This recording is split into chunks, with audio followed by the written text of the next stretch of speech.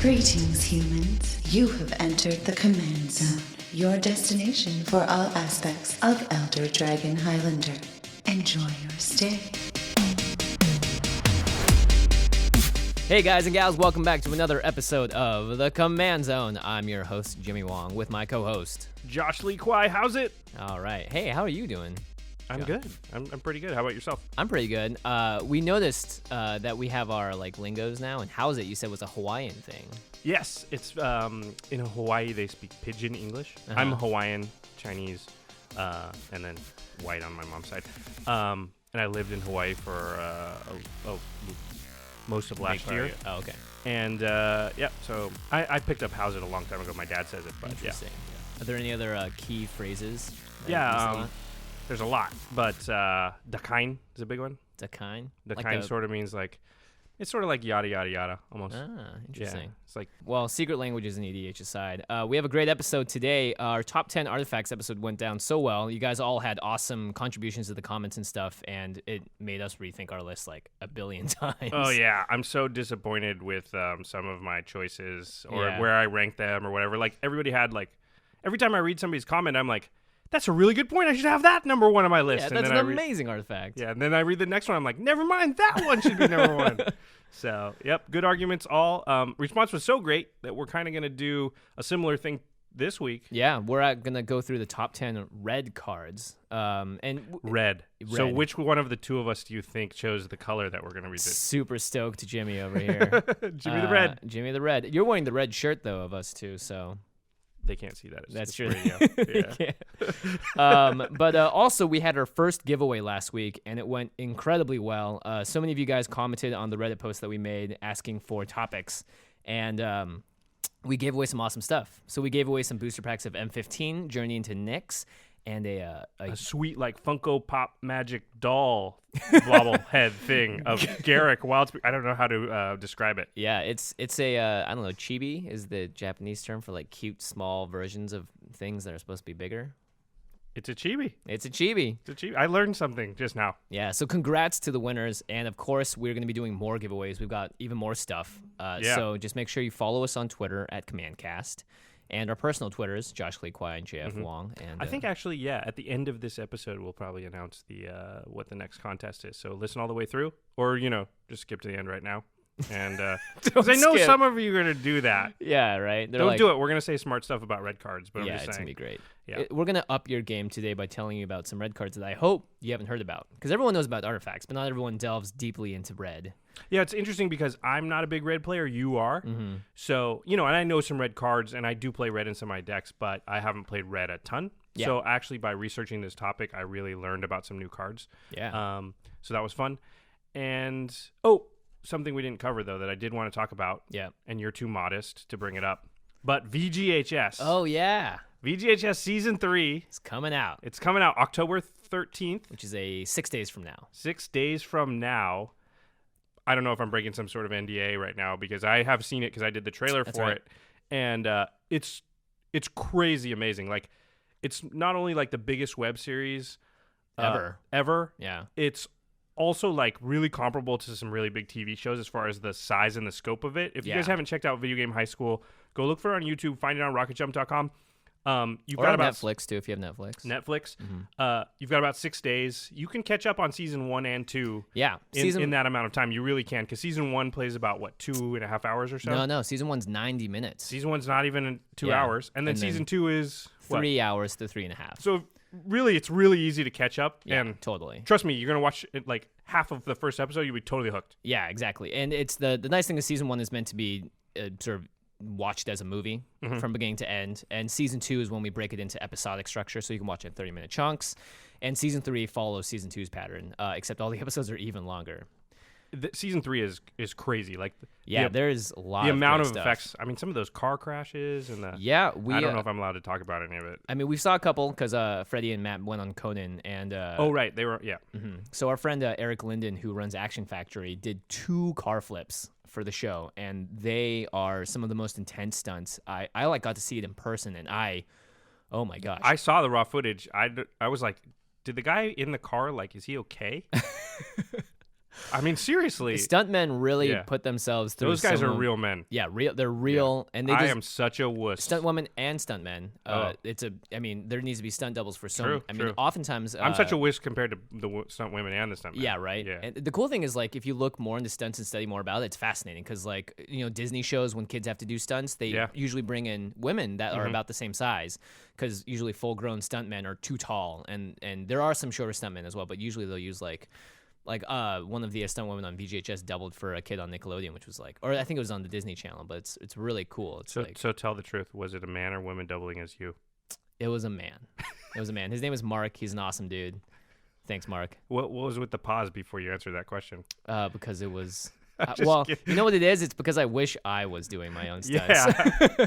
No, dude, your face—it's too valuable. What if something happened to it? What if something happened? We don't want to, then I'll look more badass. Like I'll have a cool scar down like the left side of my face. You'll only be able to get cast as Bond villains after that. Yeah, right.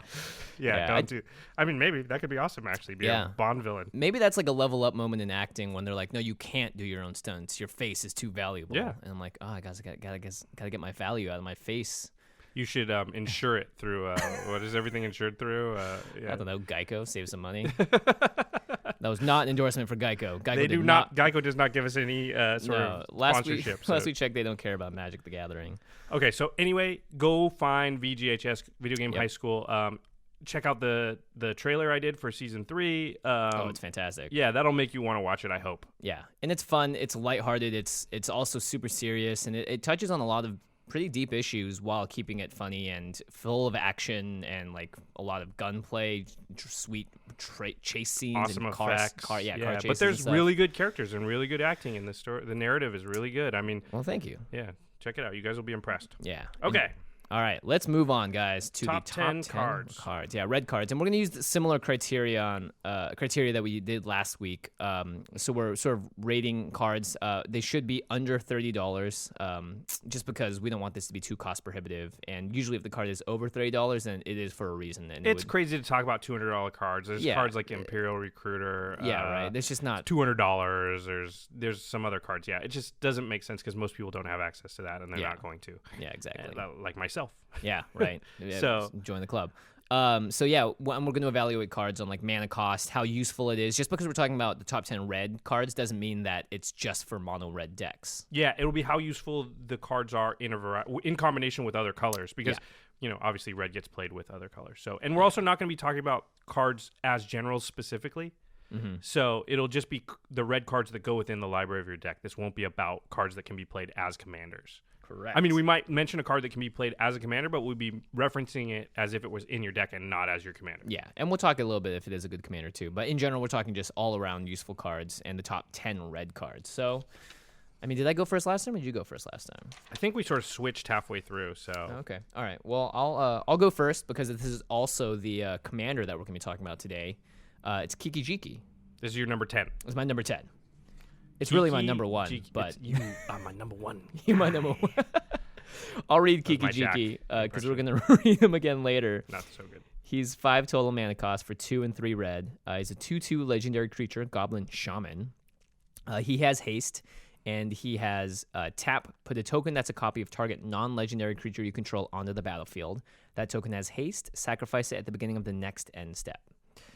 So you basically copy one of your dudes, and you can use it that turn. Yeah, you can use it on anyone else's turn because it's an instant speed ability. Right. So you can cast Kiki-Jiki and use it immediately because he has haste or wait, and you can use it to... in general, you're going to want to use this to abuse enter the battlefield effects. Mm-hmm. But you can also, create a blocker. Yep. A chump blocker. There's a variety of uses for it. The important thing to note is Kiki can only copy your own stuff and not somebody else's. But and not legendary either. Correct, non-legendary. Right. He's crazy broken. Yeah. There's a lot of infinite combos with Kiki. Yep. He's kind of become one of the poster childs, I think, for infinite combos in general. Yeah, I mean, he's a mirror breaker. That should give you an idea that he can go infinite. That it's in his name. It's also important to know that the token has haste, so you can use it to swing with, but more importantly, a lot of creatures have abilities that have to tap. So you can find ways to untap Kiki-Jiki with another creature and create another token. And the classic one is Pestermite. So if you have Kiki-Jiki out and or if you have Pestermite out and you copy the Pestermite with Kiki-Jiki, the Pestermite comes into play, the copy of it, and it untaps Kiki-Jiki, and then you do it again. And you do it again, and you do it again. And you can make 17 million Pestermites, and then you can just swing at everybody with them and kill them. Because they all have haste. Yeah, that's a 2-card infinite combo that's pretty powerful, pretty prevalent. The other one is Zealous Conscripts, which is in red, which essentially does the same thing. There's actually a few cards that do similar things. Any creature that comes onto the battlefield and untaps something can go infinite with Kiki-Jiki. Yeah, pretty much. Depending if you can pay the cost or whatever. But in general, I think this is one of the top 10 red cards by far. It's like I think it's the most powerful creature. Even though I have another creature above this, Kiki-Jiki, I think his power level is super high. The only reason he's sort of the flagship red creature too. Yeah. And the reason I have him at 10 instead of lower down is because he definitely requires you to be running a lot of red mana sources. Because he has 3 red in his... Yeah, he is tough. I have him higher than this just because I think the fact that he can go infinite with such a wide array of other cards is like he's a win-the-game card. Yeah, definitely. And he himself has haste, which makes it really, really hard to sort of combat him because you have to be ready the moment he lands with something, and it's really hard. I mean, you can even respawn by tapping him, untapping him, tapping him, untapping him, tapping him. Sometimes he's a 2/2, but a lightning bolt won't solve your problems a lot of time. If Pestermite's already in play, and you play him, and then you go, and somebody goes, okay, I'll lightning bolt him. You go, okay, I'll tap and make a copy of the Pestermite. Then I'll untap him. Then I'll tap him and make a copy of the Pestermite. And this all goes on the stack above the lightning I got above the lightning bolt, and there's I made 17 million Pestermites. Yep, now your lightning bolt resolves.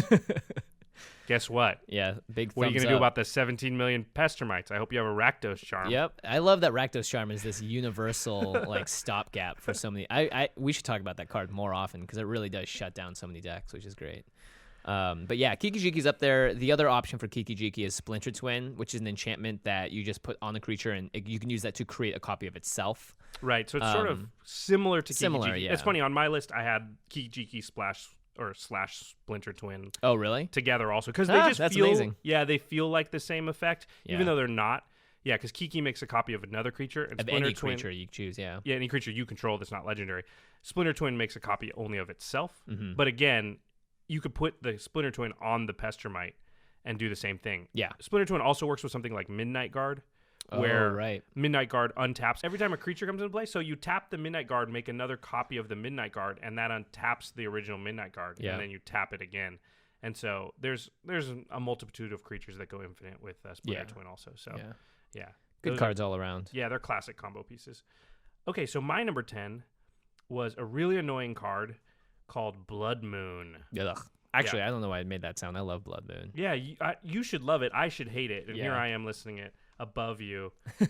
Anyway, Blood Moon is 2 and a red for an enchantment, and it just says all non-basic lands are mountains. Notice it doesn't say in addition to other types. Yep. No, it changes them into mountains, and that's it. Well, Josh, there's a Blood Moon rising over the earth or the plains right now. A blood moon. What? No, I'm singing a lot this episode. I don't think that's probably good for our listenership. So 2 and a red, enchantment, non-basic lands are mountains. Here's what this does. It totally screws over anybody who's got any kind of dual lands. The original dual lands especially, which is great. And we know that I like to play as many colors as possible. Yeah. And I have plenty of decks that don't actually have a single basic land in them. Oh, gosh. Yeah. So that means... Blood Moon lands, yeah. Yeah, Blood Moon lands, and it just absolutely destroys the deck. And the thing is, one of the really big problems with Blood Moon, if you're playing against it, is it turns all your stuff into mountains. So red doesn't have any enchantment removal cards. Yep. So even if you are playing red, you still can't get rid of the Blood Moon with the red that you can use because red doesn't do that. Yeah. So you'd have to have an artifact that could get rid of an enchantment. Those do exist, but they're pretty rare, and you're probably not running them in your deck. So Blood Moon is a super powerful card. Yeah. There's a lot of EDH decks that don't run very many basic lands at all. It can just be like your deck is done. Yeah. It oftentimes when I resolve Blood Moon, you see a look of dismay, disappointment, and resignation on people's faces. They literally know they can't win. Yeah, it's like I don't think I can draw anything to respond to this. I didn't counter it, so it's there and it's shutting down every one of my lands. Yeah, you can see their brain start to to look up and to the right, and they're literally thinking of every card in their deck. And they're going through every card in their deck going, that doesn't do anything, that doesn't do anything, that doesn't do anything, that doesn't do anything. And if they're lucky, they might have a card Yeah, like a Nevermill's disc or something. Yeah, but even then, like, you turned all their stuff to mountains. They can't go find it. They just have to top deck it out of 80 cards that are left in their deck. Yeah, it's brutal. Yeah, so Blood Moon's just a tiny bit conditional, meaning that you can't get hosed by it either. So don't play this in the deck when you only have non-basics or whatever. You know? Yeah, but you get to choose when to play it. So what you can do is just get a head on board and put it down and just be like, yep, let's just lock everything down, and you can't do anything from here out, and it hurts me a little, but so what? I'm ahead. Or if you're playing, mono red, then you just play it on turn 3 and go to town. If you're playing mono red and you don't have this in your deck, you're crazy. Yeah, because all you have is mountains. Yeah, exactly. All right. My number 9 is a little card called Insurrection. Oh yeah, which is a big fat card. It's 5 and 3 red, and you just essentially gain control of all creatures until end of turn, and they can swing in, be hasty, do whatever they want. But you give them back at the end of the turn. But you can essentially sometimes, yeah, unless you have a sack outlet, which is my favorite combo, because you just sack everything to your sack outlet. And you're like, I take everything. I swing and kill you, and oh, you're still alive? Well, I'll sack the rest of them. Yeah, exactly. You're going to lose some. I mean, before they even, you're going to lose some of the cards because you'll kill someone and they'll get their creatures back or whatever. Right. But yeah, this is like, I'd say like 50% of the time when you resolve Insurrection, you win the game. Yeah, it's a huge, big finisher. Yeah. It's a big game winner. It's one of those cards that you can be way behind in the game. Oh, yeah. And you can just suddenly win with it. Like, if the token deck just put out like 100 tokens and they're just, they, for whatever reason, they don't have haste. Yep. And you play Insurrection and kill them and everyone else, that can happen a lot. It's an awesome card. It's an awesome card. Once again, I have it a little bit higher on the list. Oh, interesting. Yeah, it's expensive, and there are downsides. If they have a sack outlet, they can sack all their own creatures, so you don't get them. Yeah. And but sometimes that's like fine. So worst case scenario is I wipe their board. I mean, that can be okay too. Yeah, and it's a conditional wipe. If you have a sack outlet, you steal all their stuff. You wipe it for more mana. If you have like a Phyrexian or Rational Altar, you get to play more stuff out of your hand. They get nothing back. Like you just. No, I meant if they had a sack outlet. Oh, right. So even they sack in response. Yeah, they sack their stuff in response. Even then, it's like, well, so my downside for this card is all their stuff dies and I don't get it. Yeah, that's I'm okay exactly. Yeah. Yeah, so that's a really good card. My number 9 is Anger. Oh, Anger. Anger is a creature. None of its text matter except for that when it's in your graveyard, all of your creatures have a haste. And you control a mountain. Oh, you have to control a mountain. Yeah, that's true. But you're probably not casting unless you have a mountain. Yeah. You're playing red. Yeah, and it doesn't have to be a basic mountain. That's right. It could be a volcanic island or a Badlands or one of the shocklands that says that it's mountain type or whatever. Yep. Yeah. So super powerful. Haste is really important, but you don't usually want to waste a whole card playing a card that just says give your creatures haste, enchantment. Especially if it can get removed. Yeah, exactly. It's way harder if it's in your graveyard. I mean, people do play graveyard hate, but it's way more rare than like destroy target enchantment, or destroy target artifact, or the other stuff that would give your creatures haste. So a lot of times people forget about it too. If you have like Survival of the Fittest or something that lets you go search it out and put it in your graveyard and search for another creature, like people will just like they'll see you do it and then 2 turns later they forget it's in there. Yeah, and it's just like it's also like they have other things to worry about. To be honest, Anger is not at the top of their list by any means. Yeah. So it's a really powerful card. It enables a lot of crazy stuff with tokens, and go ahead.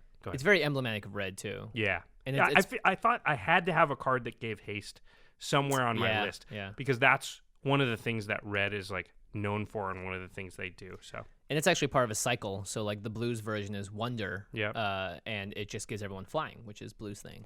I do have a haste ability in my top 10. I didn't say you didn't. I know. I was thinking about. I was like, oh my gosh, did I include haste? And I was like, you're like, I'm Jimmy the Red. How could I not do that? I know, right? And I was like, oh, Insurrection. Oh, Kiki-Jiki. They're all hasty. So my number 8 is a little fun guy called Goblin Sharpshooter. Oh yeah, this guy's cool. He's a goblin for 2 in a red. He's just a 1/1, and he doesn't untap during your untap step. So you're probably like, what the heck is a 3 for a 1? What is good about this card?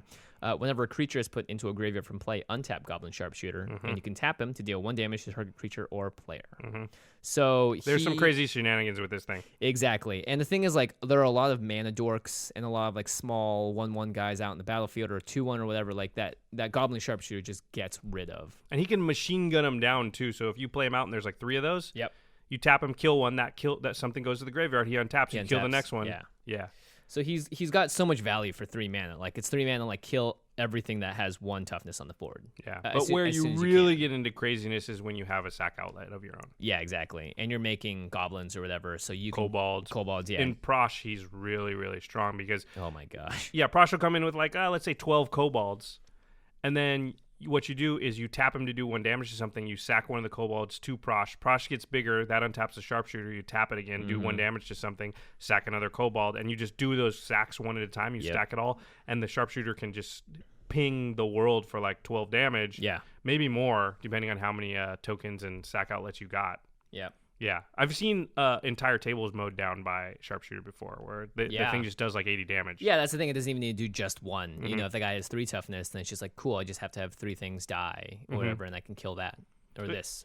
It's ways too, because Kiki-Jiki Pestermite, like that combo is awesome, but if they've got like a crawl space out and you can only attack with 2 creatures, it doesn't actually kill everybody. But nope, now if you have a Sharpshooter and a sack outlet, 17 million Pestermites does kill everybody, because you don't have to attack, you just ping everybody for 17 million times. Yeah, exactly. Yeah, that's a really good card. It's really underrated. When you first look at it, you're like, eh. Yeah, right. It's just like a guy that doesn't untap and he just pings for 1 damage. It doesn't seem like you get much utility out of him, but oh boy, do you clean up. You know what I'm going to rename this guy? Scarface. Say hello to my little friend. Yeah, he is. He just exactly machine guns that. guys down. I want to Photoshop him onto Al Pacino with like gun, just a little Goblin Sharpshooter. Scarface is a good card. Yeah. All right, my number 8 is Goblin Bombardment. Oh my gosh, it's like the mirror image of this guy essentially. It's very interesting. It's an enchantment. You sacrifice a creature and do 1 damage to target creature or player. Yeah. So actually, if you have Goblin Sharpshooter and Goblin Bombardment out, then you've got that combo I was talking about, except you're doing 2 damage. It's really strong. As usual, I'm advocating just having a sack outlet is a high value. Yeah. So the Goblin Bombardment, even if you're not using the sack part for crazy token shenanigans or anything like that, it's still really powerful to have something out that just stops other people from using Insurrection on you, or stops them from using threaten effects on you, or control magic stuff on you, or the stuff that tucks your, if you've got your commander out and they play something that's going to put it on the bottom of your library, you can sack it and just put it in the command zone. Like, there's a lot of stuff that happens where you want a sack outlet, and Goblin Bombardment's a really good one because it still does damage. And then once again, if somebody has something that prevents you from attacking them, but you get your Kiki-Jiki infinite combo out, you can sack them all to Goblin Bombardment and do damage that way. Yeah, it's great. Always being able, it's like you get the control of the board as opposed to someone else. And a sack outlet does exactly that. It gives you control as to what happens to your creatures if someone else wants to go after them. Yeah, I mean, I've harped on this before, but if you're not playing with any sack outlets in your deck, I guarantee your deck will be better by adding 1 or 2 of them. Yeah, just a couple. Yeah. It's a great card. Great. So the card I have at number 7 is one that I actually stumbled upon recently, and it's called Burning Wish. Wait, there was a red card that you didn't already know about? Yeah, surprise, surprise. This has actually been shooting up in price. It's still under the $30 limit, but it wasn't at the current price it is right now, like a week ago. I think it's because it's seeing, I guess, Legacy, Modern? I have no idea. It's seeing play in a format. So pick them up now. We don't usually give financial advice. Yeah, right. And actually, we're still not, so don't blame us for anything. Yeah, exactly. Pick them up now, but don't pick it up. But you should do it, but don't. If you feel like it's the right move, then for you, go ahead. Yeah. How's that for commitment? Yeah, that command zone. We should call it the commitment zone. So Burning Wish is 1 in a red. It's a sorcery. And it's, you may choose a sorcery card you own from outside the game, reveal that card and put it into your hand, remove Burning Wish from the game. So this is one of those wonky cards, like Eldrazi Conscription, that lets you search for stuff outside of the game and bring it into your current game. Usually this means, in competitive play, it means your sideboard. Yeah. In a kitchen table format, I mean, you'll have to sort of discuss it among your friends, but, you can probably bring, like, if you're playing at somebody else's house, you can probably bring, like, 15, 20 cards that you could choose from. It's actually really strong in red specifically because red doesn't have tutor effects. Yeah, it's definitely a tutor. Yeah, so your versatility is really hampered by that. So this allows you to have versatility so that you can have sort of a wide variety of cards that, I may need this in this situation and this in this situation, and this card can sort of double for all of those. Oftentimes, I think what I would search out would be like an X-red burn spell, just because they're not necessarily the best to main deck, depending on what you're playing against. Because you never know when you're going to have that amount of mana. Yeah, exactly. I'm sure I can think of other great stuff, but like maybe even Insurrection is a card that you would bring in because it's not necessarily going to be the best card to draw, turn 2. Yeah, true. In any game. True. You'd much rather have Burning Wish. So, yeah, it's got a lot of flexibility. These cards always freak me out because I'm like, from outside the game, like you can go do something else. I'm going to run to my local gaming store and I'm going to buy it really quick and then I'll come back and you guys just wait here. Yeah, and I'll wait for it to resolve until I get back so I technically own it when it resolves so it's legal. It's still on the stack while I drive to the... It's just something you need to... There are cards like this and you should be able to play them and you just need to come up with whatever the rule that your playgroup feels comfortable with. But I think most playgroups will feel comfortable with, like, you know... Yeah, it's if like you own it and it's there, then you can use it. But if it's going to take you more than about 30 seconds to find it, then probably maybe that's it. You just have a time limit. It's like a shot clock. I like that. I've actually thought about like doing like speed. You know how you can play speed chess? You do speed magic, where the stakes are that much higher. Not really. Same stakes as I like before. how you put on the game show voice when you say that. Where the stakes are that much higher. Get ready for the time of your life. Yeah. Okay, so my number 7 is Blasphemous Act. Oh. And hold on, Eli, I gotta look it up. Oh, here you go. Blasphemous Act. It is 8 and a red for a sorcery, and it says Blasphemous Act deals 13 damage to each creature. Ooh. But it also says Blasphemous Act costs 1 colorless less to cast for each creature on the battlefield. Whoa. Yeah, so there's a lot of red board wipes. Some blow away lands and creatures. Mm-hmm. Some do damage to all creatures, various amounts of damage. Some only damage not flying creatures. Some blow away everything. Yeah. That's kind of one of the downsides of red is that their board wipes are sort of extra mean, and so they don't really see a lot of play in EDH because people don't want to be so mean, like Jockopocalypse, whatever that card is, however you pronounce that. That card is seen as like super mean and really frowned upon, even though it's really powerful. So this to me is like, it does 13 damage. It's going to kill basically everything on the battlefield every time. Once in a while, there'll be like an 18/18 that it can't get rid of, but 90% of the time it's going to do it. But what I like is that often you can cast it for 1 red. Yeah, because there only has to be 8 creatures on the battlefield for you to cast it for 1 red. And if there's not 8 creatures on the battlefield, like how far behind are you that so you would need it? Yeah, because I mean, unless you're playing 1-on-1, I guess they could have 6 and you have none. But even then, there's only cost 3 mana. Like do it. Like that's an amazingly cheap board wipe. Yeah, and against a token deck, you're definitely casting this for just 1 red, and everything's dying. Yeah, exactly. Yeah. And so one of the things I've mentioned before that holds true with board wipes is the downside of a board wipe is usually you wipe the board, but it costs so much mana to do that, then your opponent actually gets the first chance to recover from it because you've wasted your whole turn wiping the board, and then they play out an 8-drop, and it comes back to your turn, and now you're a whole turn behind them. Yeah. But if you can get a board wipe for cheap like this, then you pay 1 red and you can still cast a really big, really relevant creature, and now you're actually ahead of your opponents. I like that. Yeah, I always forget that too because cards like Insurrection are so attractive on the forefront because you're like, dang, that's super powerful. But then you're like 8 mana. You'll get there in EDH, but you're not gonna be able to play anything after. Exactly. And sometimes, it's sometimes by the time you get to 8 mana, it's too late. Yeah. So I definitely approve of it. When I chose 1 board wipe for my top 10, and Blasphemous Act was right up there. Cool. All right, number 6. Number 6. Well, let me say my number 6 first because we've already talked about it. Yes. I had Insurrection at number 6. Nice. I just, especially red. I feel like red needs win more cards more than anybody because red sort of falls off faster. Yeah, as the the longer the game goes on, the weaker red gets. Yeah. Just look at Blasphemous Act. Like, it's doing a certain amount of damage. Hey, on turn 3, 13 damage is a ton, and it'll kill everything. On turn 9, 10, 11, 13 damage, there may be stuff that's too big for 13 damage to kill. Mm-hmm. So that's just indicative of how red works within the game of Magic. Yeah. Early on, it's very powerful, and then it starts to dip down.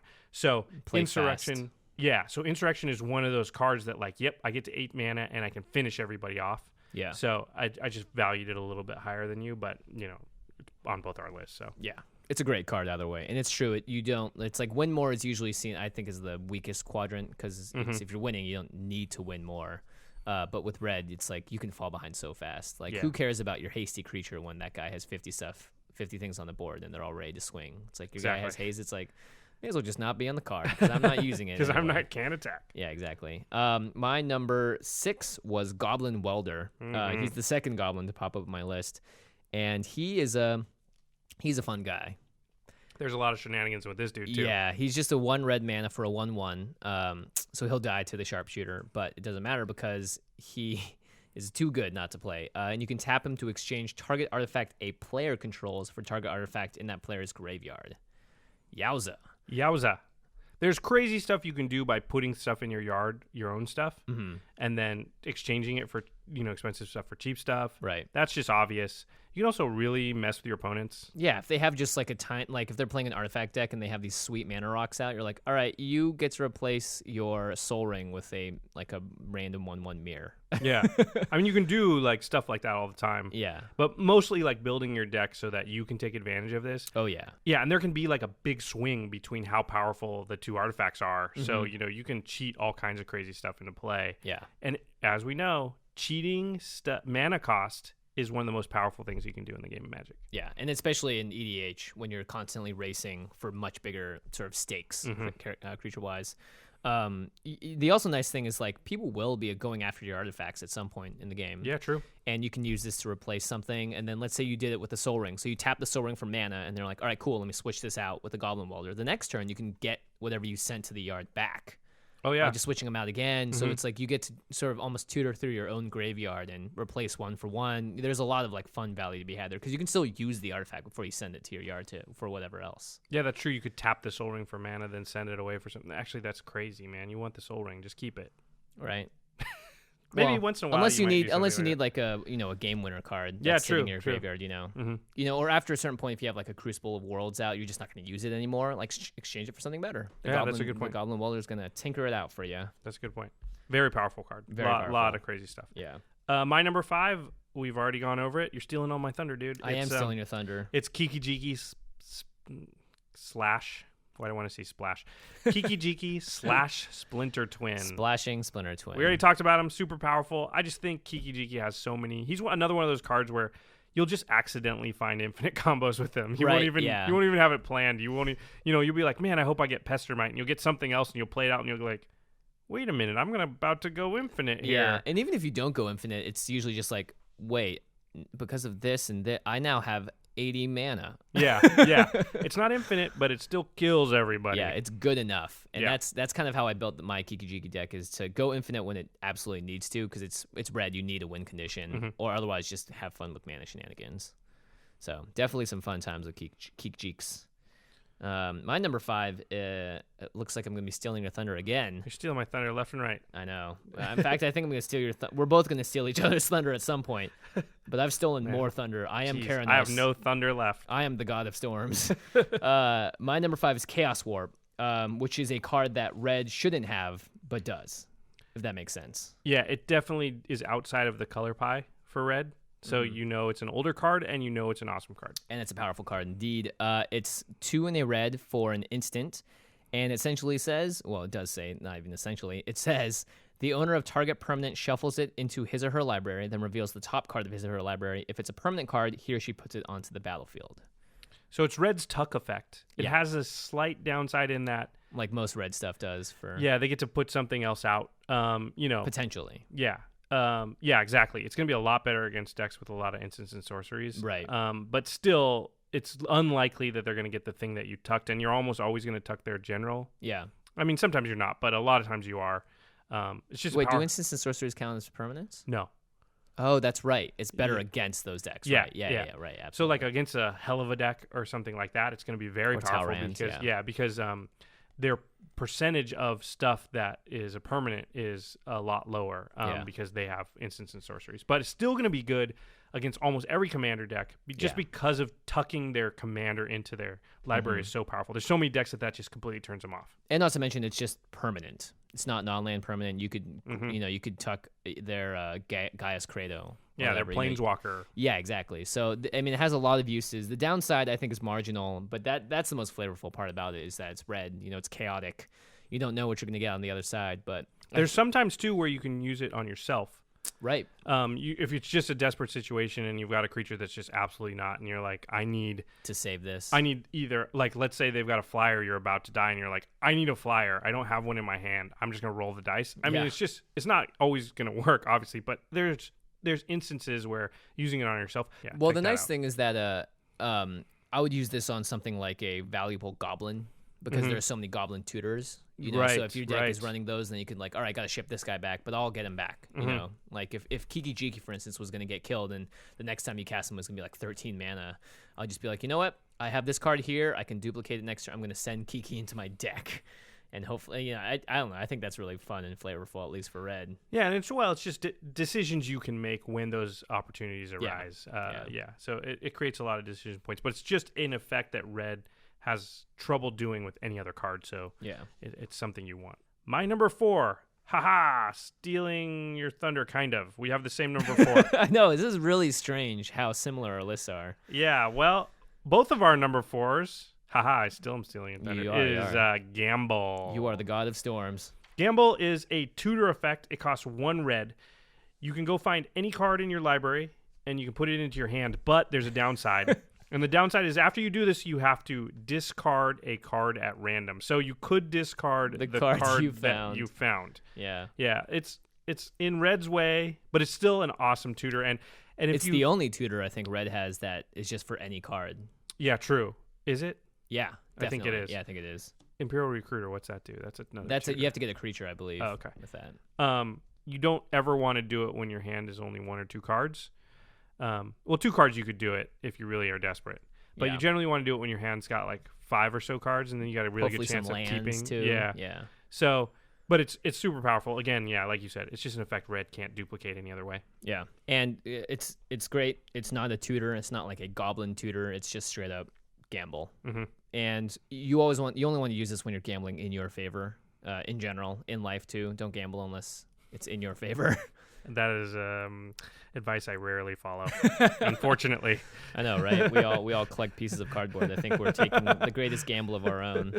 How many packs of cons did you open? That's called gambling. That is called gambling. Don't gamble, kids. Don't gamble. Don't do it. Don't do it. Yeah, and you also can't write it off either as an expense for gambling. I don't know. I don't even know how that works for taxes. But you can't. Could you imagine? You can only write off gambling losses against income made from gambling. So there you go. Yeah, don't do that either. Don't do that either. Yeah. So gamble, great card, old card, and definitely a powerful one. Yeah, and it only costs 1 mana. It puts it directly in your hand. Like it's just really hard to beat. Yeah, you have to roll the dice a little bit, but the upside is totally there. Yeah. It belongs in every red deck for sure. Yeah.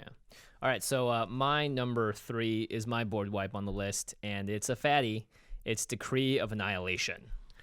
Just got reprinted in From the Vault Annihilation, so it's aptly named Decree of Annihilation. It was originally in, If you make From the Vault Annihilation, you can't not put Decree of Annihilation I in know, there. right? So good job, Gavin. Yeah. Because, you didn't break that rule. You didn't break the rule. This is sort of the ultimate red board wipe, and that's the reason I put it on here, because it's 8 and 2 red, so it's 10. Cost prohibitive. Whoa, yeah. But it says exile all artifacts, creatures, and lands from the battlefield, all cards from all graveyards, and all cards from all hands. And you thought Jockopocalypse was bad. Yeah, this is the worst. This is exile everything. Everything, except for Planeswalkers. Oh, yeah.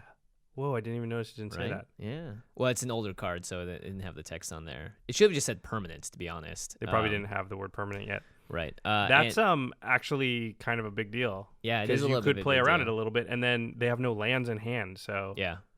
Wow. Interesting.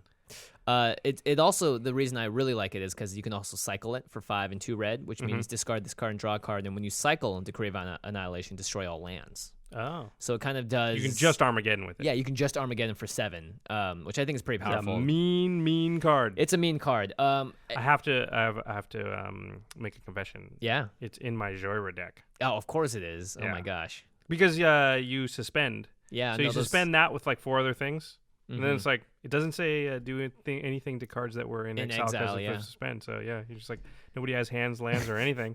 Oh yeah, but by the way, these other 3 spells coming into play. Yeah, they're coming in and they're going to hit hard. Yeah, that's a good card to put in that deck. It's very accessible. To be honest, it's like I probably would never play this in the deck, but I don't doubt as it is one of the most powerful red cards of all time. I can see the look that D would be giving you if you played this card. Yeah, our friend Daniel would not enjoy this card. He would be glaring laser beams at you. It would be one of those really dude moments that you fine, whatever, man. Yeah, sure. Fine. All right, you guys just want to shuffle and play the next game? And you're like, no, because who knows what's going to happen now? We all have to it's like we're playing a new game. where everyone's top decking. Yeah, everyone's top decking everything. People draw like an Insurrection. They're like, this is the worst card to have right now. The card's mean. It does crazy stuff, though. Yeah. It's about as powerful as a Magic card can get. Yeah, I agree. Minus the Planeswalker bit. But, I mean, other than that, like... As far as just, lands. like, effect it has on the game, like, it's hard to think of a card that does more. Like, it just destroys everything. If I ever play, like, a 5-color Planeswalker deck, I would definitely run this. Oh, yeah. Just for fun. All right, so my number 3 got its Thunder Stolen. It's Chaos Warp. Nice. So, yep, red, tuck, good. Moving on. Yeah. My number 2 and our number 1, turns out we split them. Yeah, we flip-flopped. Yeah, so which one do you want to talk about the most? Your number 1 or my number 1? Why don't you read your number 1 and then I'll read my number 1 because Sure. they're 1 and 2 on both. So my number 1 was Fork. Yeah, awesome card. Just a great card. And your number 1 was, I guess we should read. Well, what let's Fork read does. Fork. Yeah, Fork actually. There's a functional reprint of Fork too called Reverberate. Oh, that's right. So Fork is an original, like back to Alpha. Yeah. Yeah, it's one of the original. And it's very simple. It basically says it's 2 red mana, and it's an interrupt, aka instant. Instant now, yeah. Any sorcery or instant spell just cast is doubled. Treat Fork as an exact copy of target spell, except that Fork remains red. Copy and original may have different targets. It's a super versatile, really powerful card. Yeah. There's a new card from Khans of Tykeer called Howl of the Horde, which is basically like a fork and sometimes a double fork. It's a type of ability. Wild Ricochet has been out there. There's been a card called Reiterate. Mm-hmm. They all cost a little bit more depending. It's just an extremely powerful card because your ability to double up anything you just cast. Yeah. Mm-hmm. And you use it to great effectiveness in your Chromat Nekusar deck.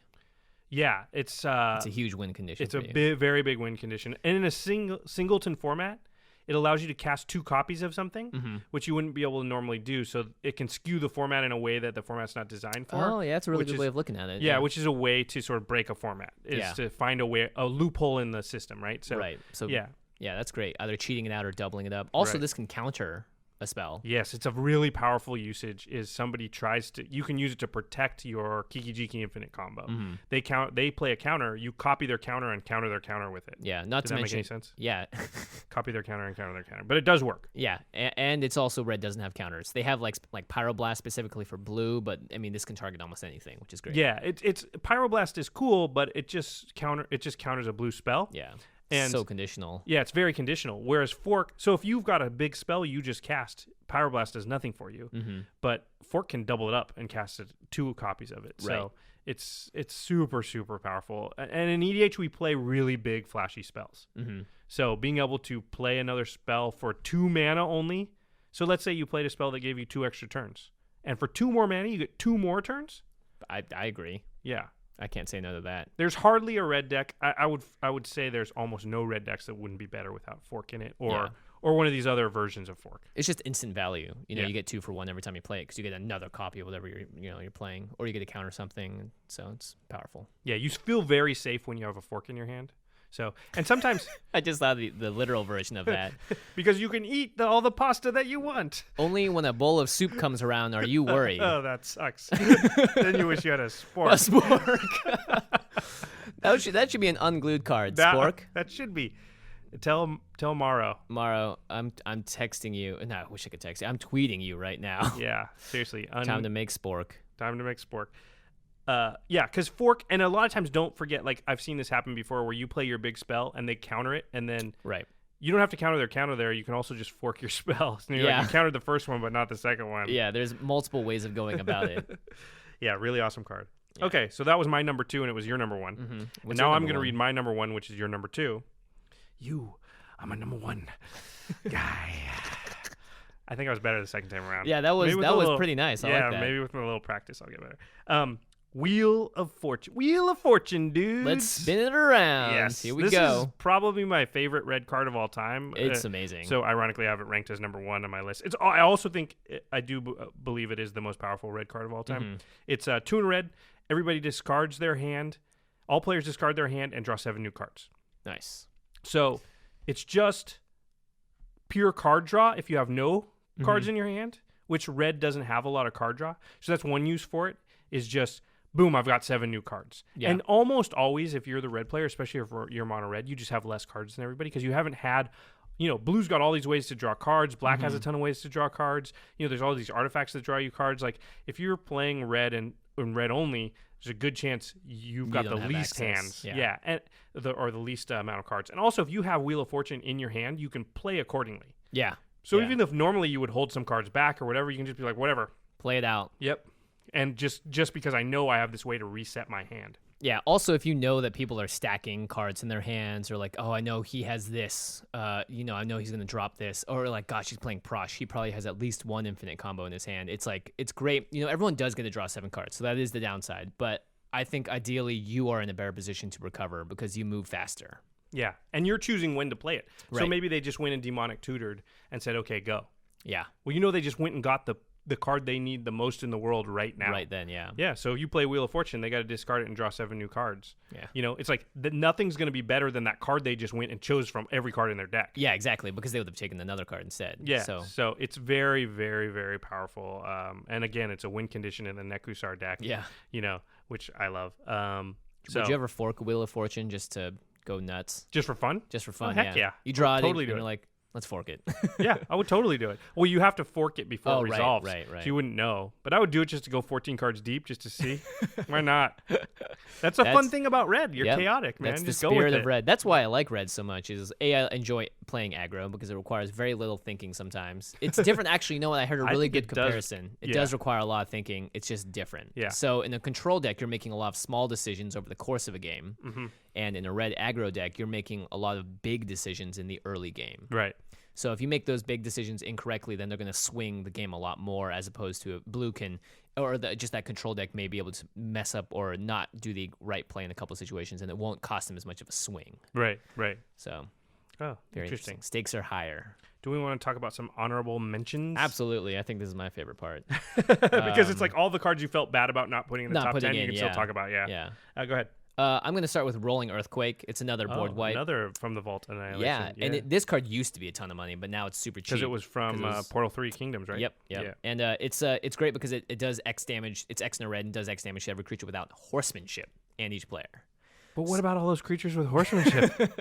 That we thought might make a return in Khans of Tarkir, right? No, definitely not. No. It's too powerful of an effect, I think, just to have it basically says kill everything. Yeah, it says kill everything. It's great because it's not like do it to every creature without flying, which a lot of red burn, universal burn spells does. So it covers a lot of ground. Well, because in Portal 3 Kingdoms, horsemanship was the equivalent of flying. They didn't have flying, yeah. Right. But it also does X damage to all creatures. Mm-hmm. So you can actually set the point. Yeah. So if you have big creatures, you can kill everybody else's stuff and not yours. Yep. And nothing's going to have horsemanship. I mean, maybe a couple of cards will, but for the most part, in general, you rarely see it. Yeah, exactly. Yeah, that's a pretty awesome card. I see we have one that's the same here, so I'm going to steal your thunder. Oh, nice. We're just going to call this the Stealing Thunder episode. Yeah. Thunder. See, I'm just continuing to sing because that's my thing this episode. I like it. I think it should be a recurring trend.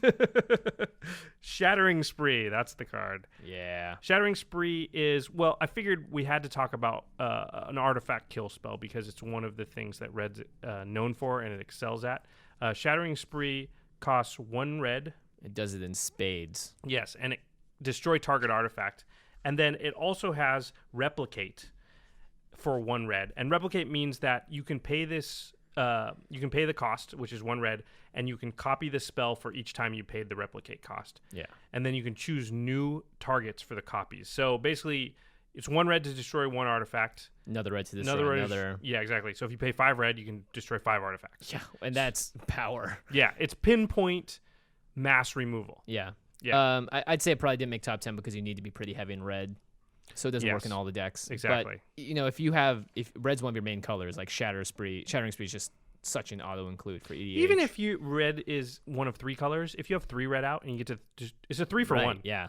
It's a 3 for 1, and a 3 for 1 is great. Yeah. And there's always artifacts on the table. There's Soul Rings, there's Gilded Lotuses, there's Thrawn Dynamos, and then there's like Mana Crypts, and then there's crazy stuff that you want to get rid of. Never mind like Memnarchs and stuff like that. Right. It's just there's a lot of artifacts that are rampant in the format, and this it's better than something like Shatterstorm, which just destroys all artifacts because you're going to want to have some artifacts too. Yeah. One of the other cards I didn't actually put on this list, but I was thinking about it. I'm like, I love this card. It's Greater Gargadon. Oh yeah. It's a suspend card. It's 9 in a red, but you can suspend it for 10, which means that every upkeep you take a time counter off of it, and you only have to pay 1 red to suspend him. And he's a 9/7 creature beast, but that's not the important part. So normally he would come out after 10 turns. Right, and it's like 9/7 after 10 turns. No thanks. But you can fasten his suspend, but really you don't even care about that. You're really just interested in the fact that he is also a sack outlet. You can sacrifice an artifact, creature, or land to remove a time counter from Greater Gargadon.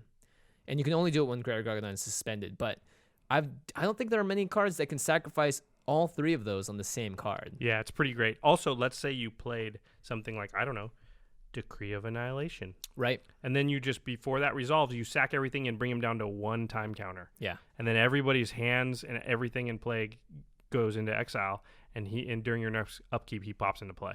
You get a nice 9/7. And nobody has anything. Anything, yeah. Yeah, so that those kind of shenanigans you can do with the Greater Gargadon. Yeah.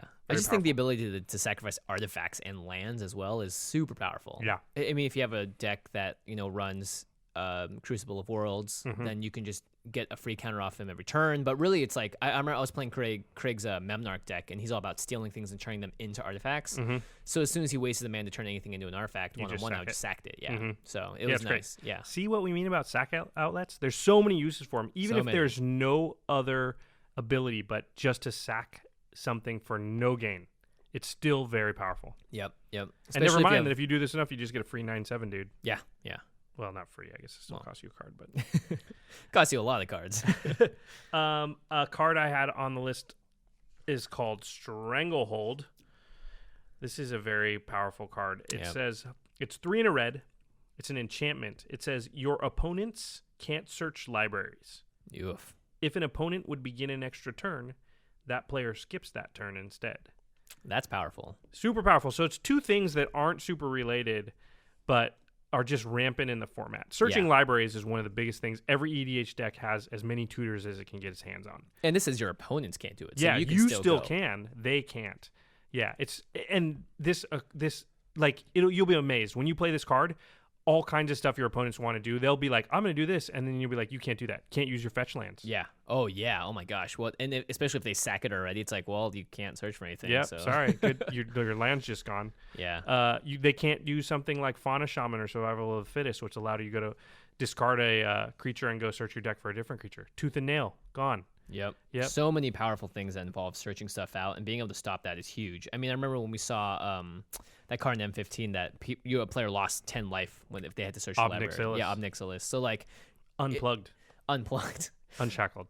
I like unplugged. Like, yeah, he's live. He's been charging for a while, and he's like, I got my battery's He's live. full. He wasn't studio recorded. He's live. He's live. But yeah, like in general, being able to stop a powerful effect like that is really like, especially if they're looking for answers against your deck. Like that's usually what people are going for. They're going for something that can beat you. So Stranglehold stops that entirely. A lot of really good decks rely on the versatility of things like tutors and being able to go in their deck and find what they need at the given time. Like a Chromat deck. Yeah. It's just like turning that off really, really hampers a lot of decks because they're built around the versatility of being able to go look for stuff. Yeah, so, the whole point of a tutor is that you replace the tutor with a better card. Yeah. And you get to choose whatever card that is. So like the tutor serves is essentially can become a quote-unquote like 5 card sort of thing. Yep. And now all of a sudden you just turned all their tutors into nothing. Yeah.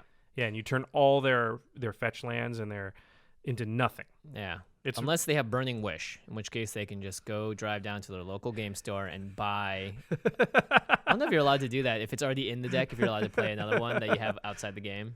That'd be I don't know too. the rules with outside the game stuff, but I would say generally you still couldn't play something that was already in your deck. It's still a singleton format. So if it was already in your deck, you couldn't get another copy of it. I don't know if that's right. I'm not a judge. Sounds about right. It makes sense that it would work like that.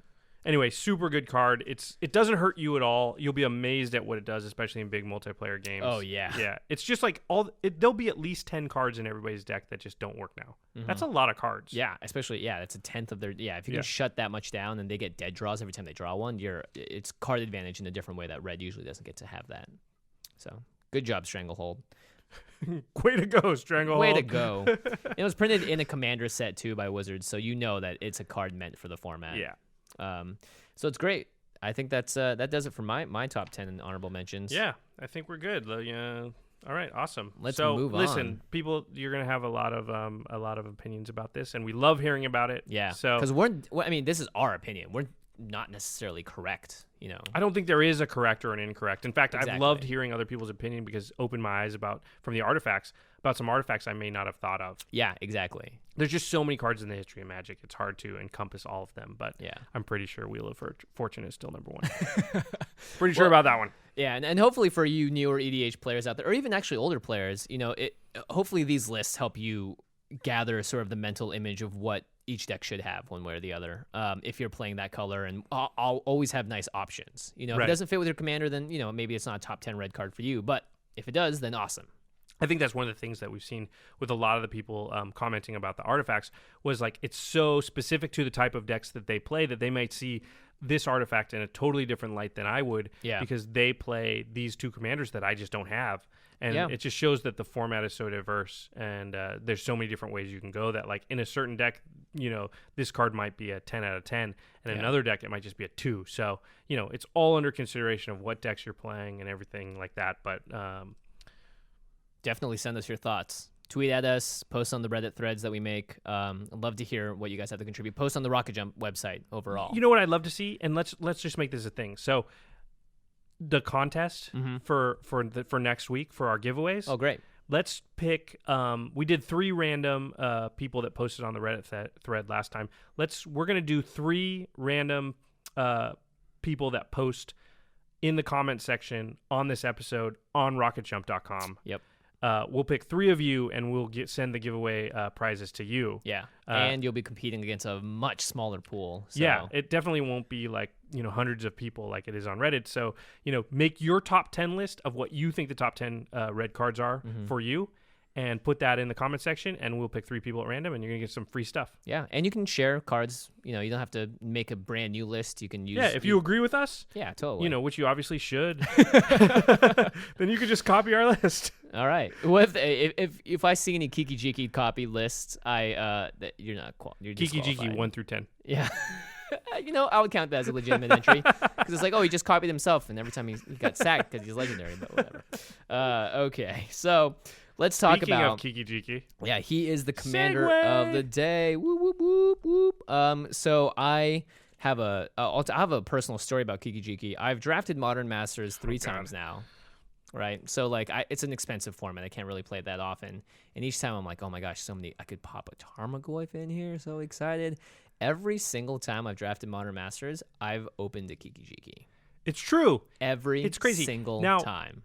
If what you're are the like chances of if that? you're like me, it's like, why do you sound disappointed by that? Because it's awesome. I wish I could pull a Kiki-Jiki. Right. Every time I draft Modern Masters, I get like, I don't know, Ariok Salvagers or something, which is like a good card in draft, but it's worth like $1. Well, hey, look, I'm stoked, right? I think it's awesome. great. Yeah. But it's like, what are the chances? I don't know. Evidently, it's pretty good if it's you. Yeah, well, you did get a foil Elspeth once too, so that was pretty bad. That was pretty bad ass. Yeah, that was I cracked a big smile on my face when that happened. So Kiki-Jiki was obviously the first. It was the second deck I ever made, and it was a mono red deck. Well, you're Jimmy the Red. Yeah, exactly. I actually eventually Kiki-Jimmy. Jimmy-Jiki. I eventually converted Kiki-Jiki into a Norn the Wary deck just to have more fun, because it was like the point of the deck is just to make a lot of goblins, have a blast, mana echoes, go nuts. And I was getting a little bit of hate because Kiki-Jiki would come out, and also I was just never able to play him because people were ready to get rid of him as soon as he came out. He's one of those generals that people go after you before you even play him. They'll know, but the deck is very, very strong. Yeah, like, he's a super strong commander. It has you can essentially win turn 4 or 5 if you build it right. He's one of those decks. He can definitely be played more competitively. Yeah, but he's a 2/2, so he dies to like a lightning bolt. But the fact that he has haste, and you always have access to him, and there's a lot of turns you can just play him and win. So it's just very scary to play against Kiki-Jiki because you have to be holding an answer. And like I said, lightning bolt won't solve the problem a lot of times. Yeah, because you get in, you still get to tap him once, and sometimes all you got to do is tap him once. Yeah, exactly. And even if you don't win, you just swing the position of the board in your favor because you're able to make another 80 goblins or whatever. There's just not too many cards in Magic where it's like, if I manage to tap it one time, I can kill all 5 players sometimes. Like it's just not a lot of that effect. I mean, there is, but it's just one of those rare things. And I don't know that there's too many other commanders that have that specific power. No, I don't think so. And some people have even clamored for Kiki to be banned, but I don't really care. I put him in my commander deck inside it at Norin's my commander, and I have tons of ways of getting him out, so I don't really mind. I have a lot of fun either way piloting the deck. But to go over his text again, he has haste. He costs 2 and 3 red, and you tap him to put a creature token into play that's a copy of target non-legendary creature you control. That creature token has haste. Sacrifice it at end of turn. And that's really important, that it's sacrifice. Because there are a lot of cards in this deck that abuse enter the battlefield and exiting the battlefield, or when this is put into a graveyard from play. A lot of cards that double up something usually say exile it at end of turn or something else, but the fact that it says sacrifice is really important. So it'll a lot of that stuff will play similar to a Flicker deck or like the Animar Bounce deck, or it's just abusing those ETB effects or the leave the battlefield effects. Yeah. So the way that it works is pretty simple, and you're essentially building a toolbox of a deck around Kiki-Jiki, and you want to ramp really fast with a ton of mana rocks and essentially get to that point where you can make that one-turn kill. He can be an infinite machine, but really he abuses enter the battlefield effects, because every time he makes a copy, that person or that creature gets that same thing again. It enters the battlefield. It enters the battlefield again, yeah. Or it leaves the battlefield when you have to sacrifice it. Yeah, exactly. And it's instant speed value. You can do it as an answer to something. The reason I like this a lot is you can be reactive and aggressive when you choose to be. So based on the board state, it's not always just go, go, go, go, go. Sometimes it's like waiting. Do I need to copy this creature to do this if that happens? Or I should wait until the end step of the person before me. So I like that a lot as well. Speed is really important in this deck, obviously. So getting Kiki-Jiki out early and getting protection on him. And also avoiding counters. So it's red always wants to avoid counters. Yeah, you better be avoiding counters. So you want to, hold a fork in your hand and eat slowly and politely so as to avoid counters. And you also get to be flavorful, which is great. My build is much more goblin oriented, and with a lot of threat effects as well. Repeatable threat effects. And sack outlets, of course. Right. So let's talk about some of the downsides of playing Kiki. When he's your commander, when he's your commander, I'd say the biggest downside is just you're playing mono red. Mono red, yeah. I mean, I'm not saying that to be down on red specifically as a color. It's just playing mono any color has a lot of downsides, because we've talked about the color pie in the past, and one of the ways you get around the weaknesses of a color is to pair it with another color so you can cover sort of the specific things that a certain color is not good at. So red, for example, it has nothing. You can't do a thing about an enchantment. Yeah. So if somebody plays an enchantment on you and you're playing Kiki-Jiki, like, you just have very few answers. Chaos Warp and a couple of artifacts. So that's just one of the downsides of playing a monocolored deck is you just don't have access to the full range of utility that a multicolored deck would have. And you gotta be really careful too, because it's like you can't play it the same that you would a deck that does have a tutor or that does have card draw, because now you have to, it's like I said with earlier with aggro, you have to make bigger decisions earlier on that impact the game a lot more. So you have to make sure you don't empty your hand or play out everything and Kiki-Jiki just dies, because you have no way to recover. Yeah, you have very few ways of recovering. I think also like monocolored decks in general, maybe less true of the ones that have more card draw, is you have to sort of mulligan maybe a little bit more aggressively. Like, you can't afford to keep hands that don't have like specific things in it. Like, so you can't hope to just draw into it. Really. Yeah, because with blue or black, you can say, this hand's a little sketchy, but it has a lot of land, and I have a lot of card draw in my deck. So there's a good chance if I don't start drawing the cards I need, I draw a card that draws me more cards, which gives me more chances to draw the card I need. Red doesn't have that. So you need your hand to look a lot better from the start, because there's just less chance of you drawing a card that gets you more cards so your hand can look good. Yeah. And very few tutors, especially because you're just one color. Like we said, you pretty much have like one or two. Yeah, you've got like Gamble and then the specific goblin ones. Tutors, and then if you're rich, you got like Imperial Recruiter. Yeah. That's it. That's about it. Yeah, exactly. And you could have like Ring of Three Wishes. There's some artifact ones, but those are expensive. But you can cover yourself a little with artifacts, and that's a good thing to do. I would really encourage that. But yeah, exactly. There's just not going to be as many options available to you. Yeah, this is definitely an artifact-heavy deck, and because of all of these things, this deck is a glass cannon. So it's very easy. It's fragile. It's fragile, yeah. But when it blows, it goes. It tears through opponents. So it's a lot of fun to pilot, but the downsides are real. They're very real. So you have to be careful when you're playing the deck. Yeah, I think Kiki himself is a downside in that he's really well known. Anybody who's played Magic for any time at all just knows Kiki is really, really. There's a lot of infinite combo shenanigans with him, so they're going to be just more scared of you going off at any minute than they would be of another deck. So you're just going to draw a lot more hate from the beginning. But the deck is fast, so it can sort of take that. Yeah. All right, so let's talk about some of the abusing Enter the Battlefield cards. The one that I want to mention immediately is Solemn Simulacrum. What? My number one? You're number one, and for good reason. I'm a number one guy. That was the best one yet. I'm getting better. So Solemn Simulacrum, as you all know, when he enters the battlefield, you can search your library for a basic land card, put it onto the battlefield, tap, and then shuffle your library. That's great by itself. And when he dies, you draw a card. So this has what this deck needs. If you've got Kiki in that, you're just automatically ramping and drawing. Drawing an extra card every turn, and you're only running basic lands for the most part because this is a mono red deck. Yeah, you might have a couple of utility lands, but yeah, exactly. In your main utility lands are, you'll want to draw them eventually, and you'll get them because you're thinning your deck out. And this is actually, it will make a difference if you get Solemn out for long enough, because every time when the copy dies, you get to draw that card. Yeah. So you get essentially 2 activations of this if Kiki's on the board when he lands, and you get to copy him, and you get to repeat it and do it over and over again. Not to mention if it's awesome. It's like replaying Muldrifter every turn or something. Yeah, it's fantastic. Yeah, and the fact that the mana, the land comes into play, is a huge thing because it doesn't count as your land per turn. Oh yeah, that's right. So it's ramp. It's ramp. It's hardcore ramp. Yeah. Want to read the next artifact creature we love? Oh yes, they're also on our list from last week. Duplicant. It's 6 mana for a 2/4 artifact shapeshifter. The 2/4 doesn't matter as much because it has imprint. It says when Duplicant enters the battlefield, you may exile target non-token creature. Oof. As long as the exiled card is a creature, Duplicant has that card's power and toughness and creature types. It's still a shapeshifter. So Duplicant doesn't get the abilities of the card it exiles. This doesn't matter. It doesn't matter. You exile Kiki-Jiki is just using Duplicant to just machine gun down, kill stuff. Yeah. So it's just like not exile just kill that. it. Yeah, exile it. Exile that. Exile that. Exile that. Exile that. Every turn you can do it, or every time you can untap Kiki and use it again. Yeah, Duplicate with Kiki is... It's mean. That's one of those things when it comes out, people are like, are you kidding me? Yeah, because you just literally kill everything. Yeah. Yeah, it's pretty awesome. It's definitely my favorite combo in the deck. To talk about some red cards, a card like Molten Primordial is really fantastic. It's a hasty creature avatar for 7 mana for a 6/4. When it enters the battlefield, for each opponent, you gain control of up to 1 target creature that player controls until end of turn. Untap those creatures, and they gain haste. So it's a threatened effect, but it applies 1 to each person on the board. So it's like a mini Insurrection, but you're only going to be taking the most powerful thing. Yep. And this can really swing the game in your favor because you also, with Kiki out, get to do it every turn.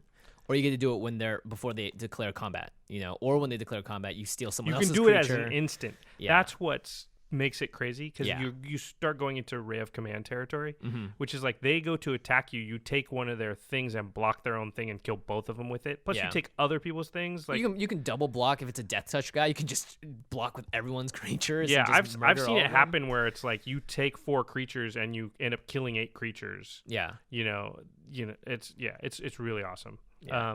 There's one on here I hadn't thought of until just now because it's so new is the Hoarding Dragon. Yeah. From well, M15. actually, it's a reprint too. So Hoarding Dragon has been around for a bit. Oh, it's one I hadn't thought of just because I hadn't thought of it. Yeah, it's great. It's like Hoarding Dragon is a 5 mana 4/4 flyer. It says when it comes into play, you find an artifact in your deck and you exile it. And then when Hoarding Dragon is put into the graveyard from the battlefield, you take that exiled artifact and you put it into your hand. Yeah. So with Kiki, the first time it lands, you grab something, and you may not see that for a while. You don't grab your most important thing the first time. You use Kiki, and then you go grab something you really want, an artifact. And then the Hoarding Dragon, you're going to sacrifice it in the turn, and that artifact's going to go into your hand. And you can still attack with a 4/4 flyer. Yeah, or you do it at the end of someone's turn. It's like, hi, I did 4 damage to you, and I tutored out an artifact. And I can do that whenever I want to. Whenever, yeah. The great part is that I've had this combo out, and I literally tutored up like 6 different artifacts. It's card advantage, and it's the tutor. Yeah. It's the tutor part is what's crazy. Like just the ability to go find any artifact in your deck like that. And the artifacts are covering you in the areas that the deck's already weak. So that's the stuff you really want to find. Yeah. So you can go find your card draw. You can go find the stuff, your board wipes. You can go find all the stuff that your deck normally just doesn't have a good way to do those things. Hoarding Dragon is super important. Yeah, it's really nice, especially because this deck does run so many artifacts. So getting those out is great, especially because I think one of the first things you'll probably search out is either the Solemn or the Duplicant, Probably Duplicate because it's just such a great answer for other stuff. But yeah, getting But those. if you into need mana, then you go find the Solemn. If Yeah. you need, or a Soul Ring or whatever, you can tailor it to the situation. Yeah, and that's why I really like the flexibility on this deck, which is nice. The next category I have for this deck are goblins. Kiki-Jiki is a goblin, and it's only fit that he comes in with a bunch of other goblins that can help his cause out. And Plus, they're awesome. Plus, they're all awesome, yeah. So the first one, which is almost made my top 10 list, but I realized it's very situational. It was on my, it was just outside of my list. Yeah, it's Goblin Matron, and she's a mean old lady. She's a hag. You can tell just by looking at all the different art. I mean, seriously, look up the art for Goblin Matron over the years. It's hilarious. It's 2 and a red. When it comes into play from your hand, search your library for a goblin card and put that card into your hand. Shuffle your library afterwards. So this is great just by itself, right? If Kiki-Jiki gets tucked, you can use this to search him out. Really important because tucking him is one of the ways you would normally want to fight the deck. Yeah, exactly. And it also is great because it's an enter the battlefield. Oh, no, actually, I'm sorry. It comes into play from your hand. So the only way to get Goblin Matron back out is something like Cloudstone Curio by bouncing it back to your hand and back. Or you can use sort of her honorary brother, which is the Goblin, the other searcher. Where is he? Hold on one second. Goblin Recruiter? Yeah. The other option is Goblin Recruiter. When he comes in, you can search up any number of goblins and put them on the top of your deck and in any order. So you could essentially, if you had 99 goblins, you could put all 99 goblins out with one guy searching for them or whatever. You wouldn't because that number is crazy. But you can go find the top 5 and you can say, next turn I'm going to draw this one. Then the turn after that I'm going to draw this one. The turn after that I'm going to draw that one. Yeah. And if you have card draw, you can just draw them right now. But even if you don't, you can just sort of set up exactly how you're going to want the game to go. And I'd recommend not putting more than probably 3 or 4, especially because you're going to be able to recur some of these cards. Like if you have that guy out there, you can just do it again and be like, all right, now I need some more goblins right now. It's crazy when you think about it though, because how powerful is a card like Worldly Tutor? Oh, super powerful. Which lets you go find any creature and put it on top of your deck. Well, this does that, but you get to do it 3 or 4 times. Yeah. So it's really strong. Yeah. It's a really good card. Yeah. I have one here that I like. I mean, I hate it every time you play it. I'm like, but it's a really good card. He's also a great commander as well. Yeah, it's Krenko Mob Boss. He's 2 and 2 red for a 3/3 Goblin Warrior legendary creature. It says tap him and put X 1/1 red Goblin creature tokens onto the battlefield, where X is the number of goblins you control. He's a very strong commander. He's strong even if he's not your commander, and that's the scary thing. And that's why he's a legendary creature, and so Kiki can't copy him, but I don't really care. He's still super powerful. Well, he's one of those effects where, if Kiki isn't out, he can win the game for you by himself. Exactly. Because he just starts doubling the amount of creatures you have, and then before you know it, you're tapping him, and you're making 20 guys. Right. And that just ends the game so fast. He's one of those creatures that's left unchecked is he's just going to win. Yeah, you guys ever do that experiment in elementary school? You're like, it's the power of 2. It starts out small, but it gets big fast. Yep. Every time you double something, it definitely exponentially gets bigger.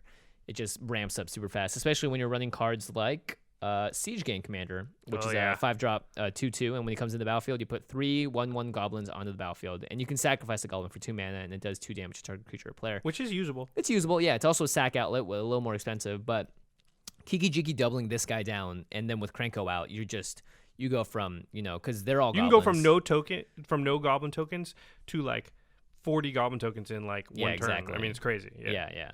So it's an awesome card. Another one that I love to cause chaos with. Oh yeah, Tuk Tuk. Tuk Tuk Scrapper. He's 3 and a red for a Goblin Artificer ally. He's a 2/2.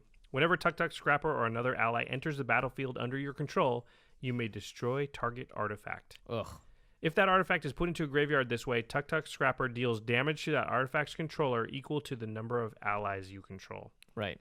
So you're not going to really trigger the allies as much. Yeah. You're looking to copy them with Kiki-Jiki. And just start gunning down artifacts. Yeah. Yeah. It's really, really powerful.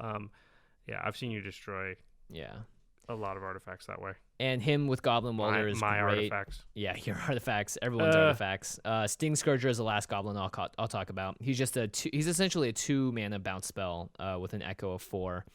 But it's a great way to also machine gun things backed up to people's hands with Kiki-Jiki. It's great situationally to put back their gigantic creature that will swing and kill you next turn.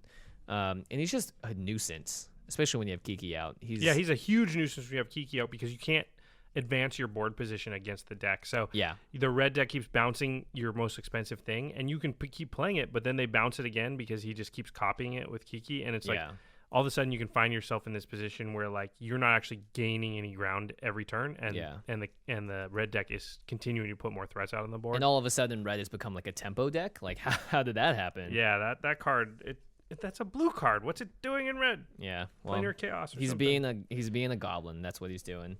So let's talk about some win conditions with Kiki. As we said, going infinite is a goal, and it's definitely the biggest one you want to do. Yeah, Kiki is just a going infinite engine. Yeah, or if not going infinite, going big. Yeah, I just think if you're in a play group where they don't like going infinite, which stop whining, going infinite is just a part of EDH. And it's so easy to stop. That's why I don't mind. Yeah, I mean, some going infinite combos are tough, but there's all kinds of things that's tough to deal with. I don't understand. I do understand like people who get really annoyed about land destruction and stuff. Right. Although I don't like that either. I don't like whining in general, but I understand that because it's not necessarily fun.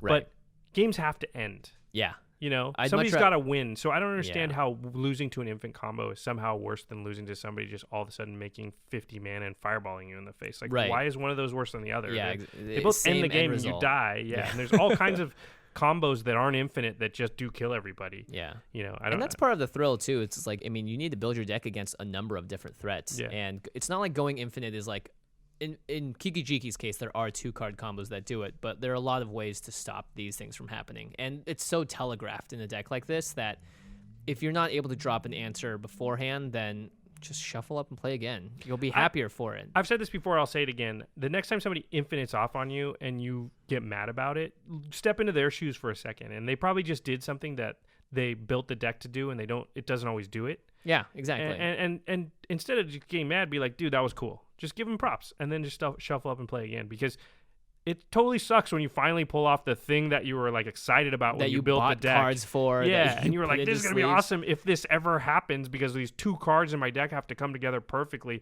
Yeah. You know, and the one time you actually do it, everyone gets mad at you. Like, that's just lame. You know, give the dude some props and just shuffle up for the next game. Yeah. So let's talk about infinite combos. Infinite combos. Thornbite Staff is one of my classic. favorite ones. Yeah, it's classic because it is such a weird artifact. It's a tribal artifact, shaman equipment. Equipped creature has pay 2 mana and tap. This creature deals 1 damage to target creature or player. And whenever a creature is put into a graveyard from play, untap this creature. It doesn't have to be the creature that they tapped into 1 damage to. Correct. It's just any creature. Any creature. Yeah, you'll never use the top ability. You're really looking to untap the creature. And that creature would be Kiki-Jiki, because whenever a shaman creature comes into play, you may attach Thornbite Staff to it.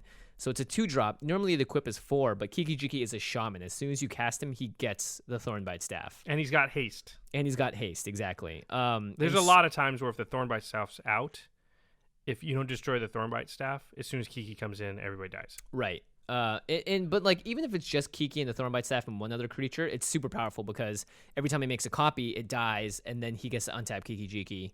And so the nice thing is, like, you get to at the end of every turn. End of every turn, so you get to have 4 activations of whatever's on the board, and it may not kill everyone, but it definitely is super powerful. It will kill everyone eventually. That will. Yeah, like, exactly. You can't just let Kiki be tapping like 4 times every rotation of the table. There's no way that that's not going to lead to victory. Yeah, exactly. And the another card that works with it is a Lightning Crafter. And it's got a weird ability on it called Championing, which we don't see very often. Yeah, it's championing from Shadowmoor? I think so.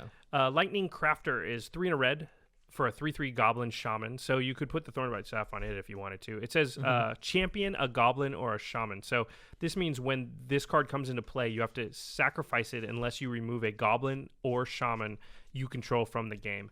And then when this card leaves play, the Goblin or Shaman that you removed from the game comes back into play. Right.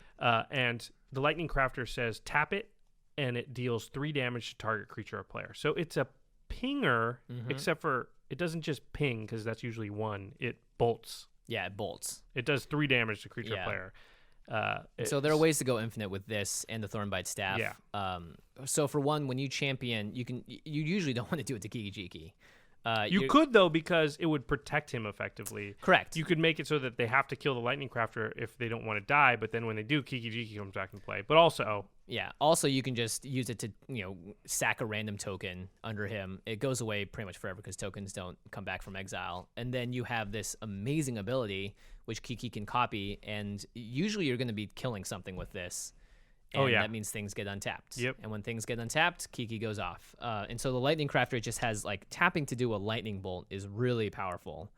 I think he might even be holding like the Thornbite Staff. He has something in his hand that looks just like it. But yeah, you guys can look all this stuff up. People have dissected the different ways to go infinite with Kiki-Jiki, and yeah, I think he is holding the Thornbite Staff. He should be. He should be, yeah. And the whole thing is like you get to activate him, you get to use him once, and then when that creature dies, the original one gets untapped. Right. Or If you have the Kiki-Jiki Thornbite. gets untapped. Yeah. So like the Thornbite Staff really is the centerpiece. The centerpiece here, because it allows Kiki-Jiki to untap very easily, because his ability essentially creates a creature that will activate it. I would say any card that fits into red or artifact that has the words untapped target creature or untapped creature is something you should give a close look at if you're playing with Kiki-Jiki. So the way this goes infinite is like Kiki-Jiki with a Thornbite Staff on him, a Lightning Crafter in play, and a sack outlet. Yeah. So Kiki-Jiki makes a copy of the Lightning Crafter. It has haste. It does 3 damage to someone. You sack it. Kiki-Jiki untaps. You repeat. So you can just keep making Lightning Crafters over and over again. Goblin Bombardment. Yeah. And you do an extra Lightning 1 Crafter. damage. Yep. I mean, at that point, you're winning more. But yeah. Well, it's a sack outlet that's free. That's free. You need a sack outlet that doesn't cost you mana because you can't go. Requires you to tap it. Yeah. Another card that Kiki just goes immediately infinite with. Kiki's great because he has 2-card infinite combos. I mean, I say great, in a way that's not like, oh, check this out. Like, I'm gonna go infinite every time and make you so upset. Zealous Conscripts. 4 in a red, has haste. Very important. Actually, not that important. When Zealous Conscripts enters the battlefield, gain control of target permanent until end of turn. Untap that permanent. It gains haste until end of turn. Zealous Conscripts, you can essentially target Kiki-Jiki. Yep. And the big thing is it says untap that permanent. So it comes into play. You can control your own Kiki. If he's tapped, whatever. If he's untapped, you make a copy of Zealous Conscripts. It comes down as a 3/3 haste, and it untaps Kiki-Jiki It's just again. like Pestermite. Yeah, it's just like Pestermite. So you're just gaining control of it constantly and untapping it. You make 50 million copies of Zealous Conscripts, and then swing away. Just swing away. Yeah. So that's another infinite combo to go there. And outside of that, there are just a lot of, like I was saying earlier, just semi-infinite. If you have Mana Echoes out and you've got a Krenko, or you've got a Siege Gang Commander, you can just copy them, make 36 colorless mana right then, and just keep going. You should read Mana Echoes because it's actually really key to the deck. Mana Echoes is 2 and 2 red, an enchantment. Whenever a creature comes into play, you may add 1 to your mana pool for each creature you control that shares a creature type with it. So if you have goblins specifically, which is what you're going to be doing. Yeah, exactly. You copy something that gives you 3 goblins, and now you have 5 on the table. So for each of those, you can add 1 for each other creature. So I think you get 25. Yeah, it depends on how they come in. Sometimes depending on if you're playing them out of your hand, you might get 4, then 5, then 6, then 7. But a lot of times you just end up with like 78 mana. Yeah, colorless mana. I mean, as much mana as you want, basically.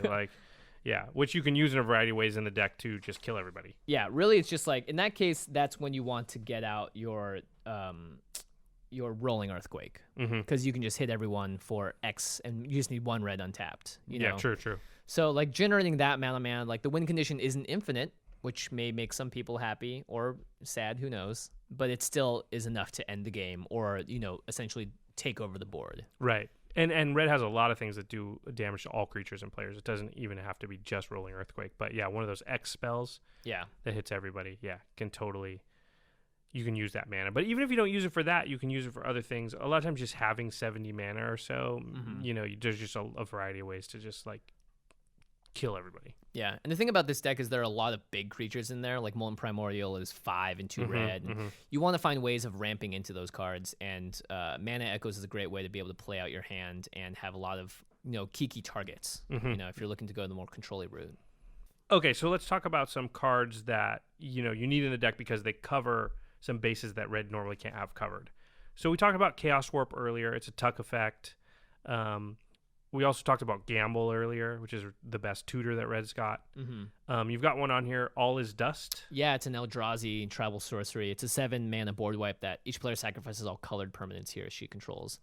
And this is sort of like a last-ditch effort if things aren't going well, but this deck has a lot of artifacts in there. So it's not even going to get rid of Duplicant or Solemn Simulacrum and some of that other stuff, right? Yeah, so I mean, it's like there are a couple of other board wipes that red has that are usually take out your own board or whatever. So I like this because it's just a lot of stuff gets going and it's colored permanents. I think too, like everybody runs Wrath of God. That destroys your own stuff. Like board wipes aren't meant to not destroy your own stuff. It's good if they don't, but in general, you'll still play a board wipe because there's going to be a lot of games where your deck just gets off to a slow start or they just happen to have the right counters for your stuff and you're just behind and you don't care.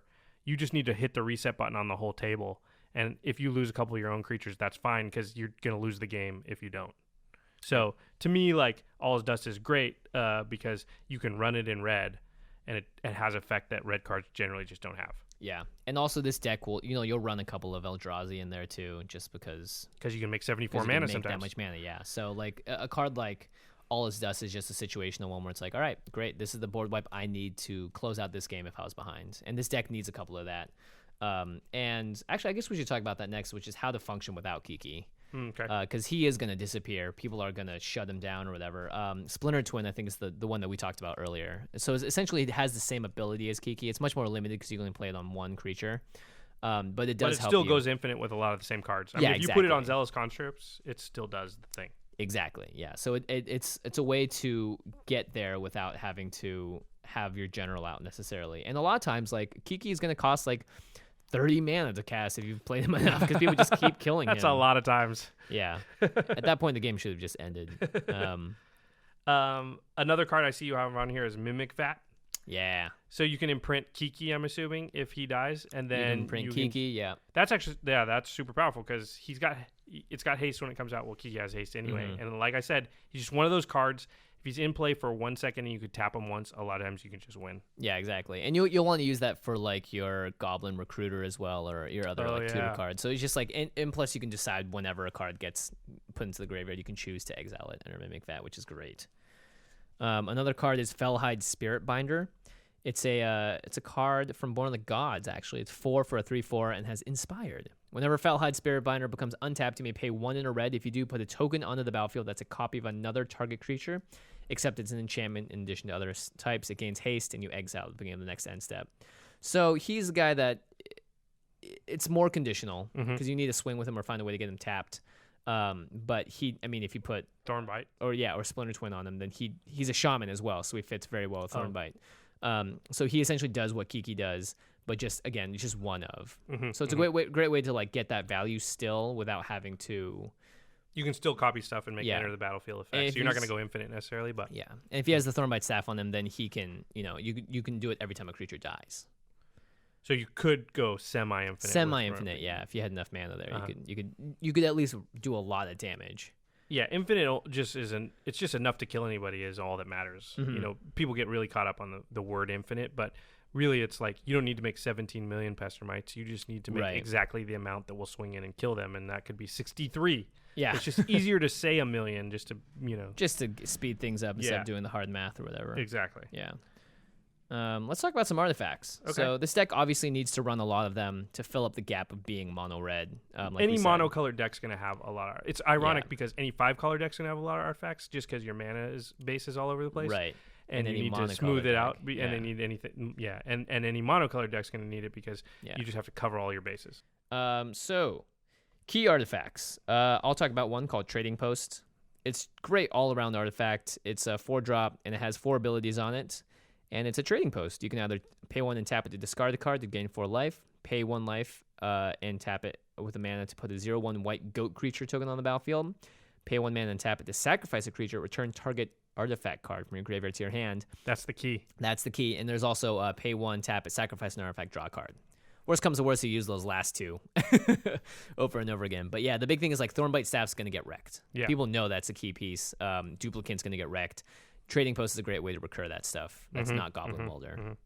And worst comes to worst, you Goblin Welder Trading Post for one of those. Well, plus if you're using Kiki to like make a Solemn Simulacrum, you can actually sack it to the Trading Post to get something out of your graveyard. Yeah, you can sacrifice an artifact to draw a card. Yeah. Oh, there you go. So you get to draw 2 cards. So you're sacking a token that was going to die anyway, but you're getting some effect from it. Yeah, you're getting 2 cards out of what was going to disappear no matter what. Yeah, which is great, actually. I never thought about that interaction. Yeah, those are...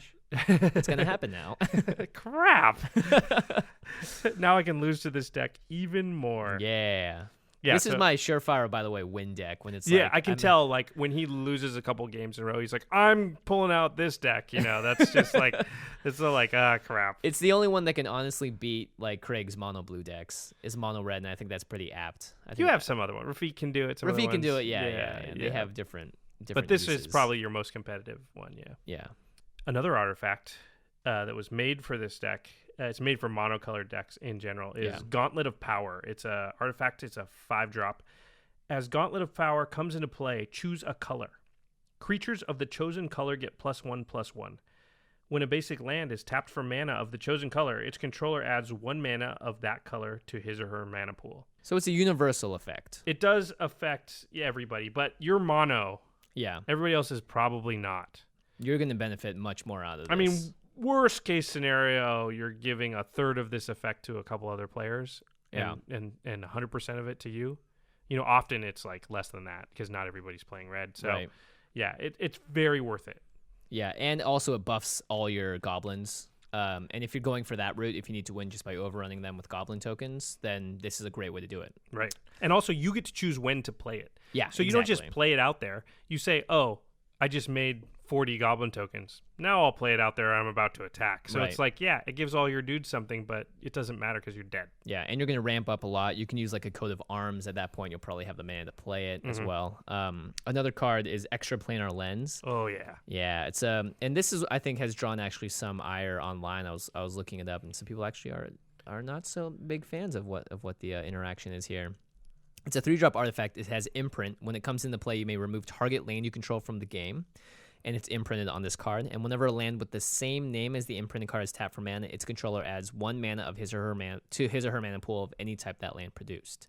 So you do it with snow-covered lands. You do it with snow-covered lands, and some people think this sort of takes away from the spirit of Commander, but in general, you need to have the ramp. It's monocolored. The spirit of Commander is a moving target. Yeah, definitely. Yeah, I think it's different for everybody, but to me, this doesn't. Why? How is this more broken than like all the other stuff we do? Yeah, than in Infinite Combo or just 1,000 tokens screaming at your face. Like there's lots of different ways to go crazy with this. Extraplanar Lens is nice because it only targets you, whereas Gauntlet of Power gets everyone. You can just play snow-covered lands in your deck. Yep. And they count as basic lands. It counts as basic lands, correct. They cost a little bit more, so that is sort of a downside. As you have to invest. Like the expense per dollar. Per dollar, correct, yeah. Because they were only They're not super expensive, though. Only from Ice Age, right? And Cold Snap were the two that did it, yeah. So, I mean, I love Extraplanar Lens. On turn 3, you play it. You only have 2 lands, but you can tap for 4 now. Yeah. And then 6, then 8. And oftentimes, here's the thing. You really, really need the mana in this deck. This is a mana-hungry deck. And if you don't red itself doesn't have a lot of ramp. I mean, you're using all artifacts and mana echoes, and this? Yeah. Well, there's an artifact. Well, hopefully it gets you there, which is the point. The Department of Redundancy. Welcome to the Department of Redundancy. Would you like to talk about Kiki-Jiki today? Or the copy that Kiki-Jiki is going to make of another creature? Oh, yeah, it's a whole redundancy deck. It is a redundancy deck, yeah. And it's all about recurring your own stuff so that you don't have to... I mean, specifically your artifacts, which is... It's hard to pilot, I'll say that much. And we'll talk a little bit more about that in a second. Cards you might not think of. Altar of Dementia is a great option. It's a sack outlet, and it's also a mill machine. So if someone does have that... What's the card you can only attack with 2 creatures? Crawl space. If someone has a crawl space out and you can't Insurrection to a win, then you can just sack everything that you steal or all the goblins you have that are 2/2s now because of Gauntlet of Power, and you can just mill someone out. It's definitely not your ideal win condition, but it's one that I don't think a lot of people will see coming when it does actually happen. Yeah, for sure. You need cards because something like crawl space, there's a lot. There's cards, there's enchantments that say if you want to attack a player, you have to pay like 2 colorless to attack for every creature that's attacking him. There's a lot of cards like that. Stuff like Moat, which is like prison, yeah. Yeah, there's just stuff that stops attacking.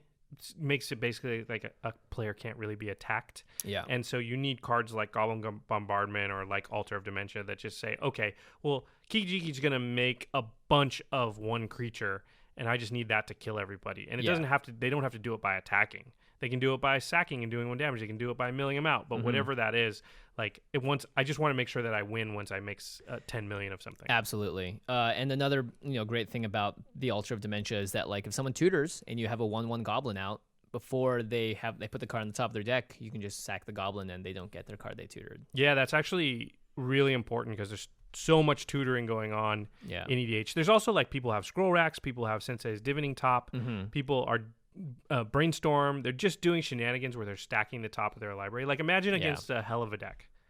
Oh my gosh, yeah, and you know that they just put 3 cards on there that they want to use. They're going to do it right in front of you, and they're going to be about to play her, and you just go, okay, boom, middle of the top 4 cards of your deck, and now they're just like instead of getting time stretch, they're getting roll of the dice, whatever they get. They might get 4 lands, or they're just not going to play it. Yeah, they probably wouldn't. They'll probably want to stack it. Yeah, exactly. Again, and then you can just do it again. Yeah. So yeah, it's a great all-around utility card.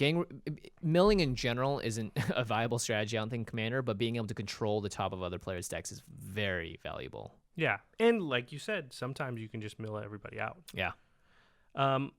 Okay, I see on this. I see one on this list. Kazul, Tyrant of the Cliffs. Yeah, this guy's. I just found out about him today, and I put him on the list. It's 3 and 2 red for a legendary creature, Ogre Warrior.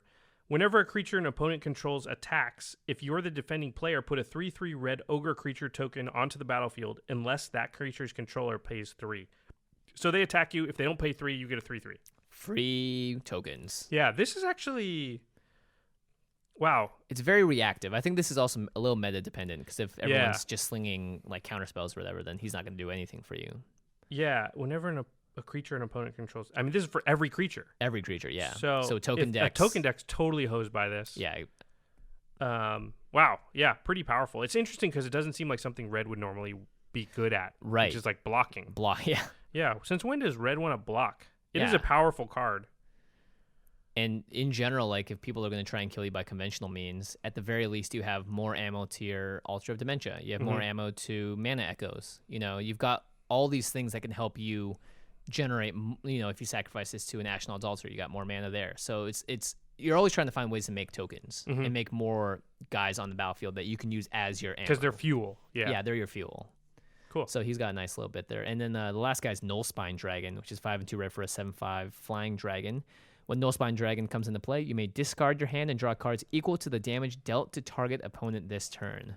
Oh, wow. So you can ping them for a ton with Goblin Bombardment. You can do whatever you want. You could have 0 cards in your hand. And this just be the last draw. card you play. Yeah, exactly. And not to mention Kiki-Jiki, you can copy him, of course, so you can just keep doing this. This is like a very reliable way to draw cards. And even if it's just 1 or 2, just by pinging them, like you'll be able to get the value off of this. And you're always refilling your yard with Krenko or Kiki or whatever. And you'll be, I mean, you could technically draw like 80 cards off this if you were able to. You might mill yourself out if you did that. Yeah, exactly. I think in red, card draw is so hard to get a hold of that like anything that's letting you draw cards, you just need to really look at it and be like, how can I use that? And this is a really good one. It's not hard to see how this one would work. So you definitely have to have that in there because red with card draw is really hard to beat. Yep. All right, let's talk about some trap cards. Yeah, I see you've got legendary creatures. It's pretty obvious because Kiki can't copy legendary creatures. Yeah, so. You only want to run 2 or 3. Like Godo, Bandit, Warlord's one of the only other ones you want to run. But in general, you just don't want to have too many. Yeah, because if you drew all legendary creatures, Kiki's just worthless. Yeah, completely. Because what's he going to copy? Yeah, he can't copy your opponent's stuff. So. And he would definitely be broken if he could copy legendary creatures. Oh, yeah.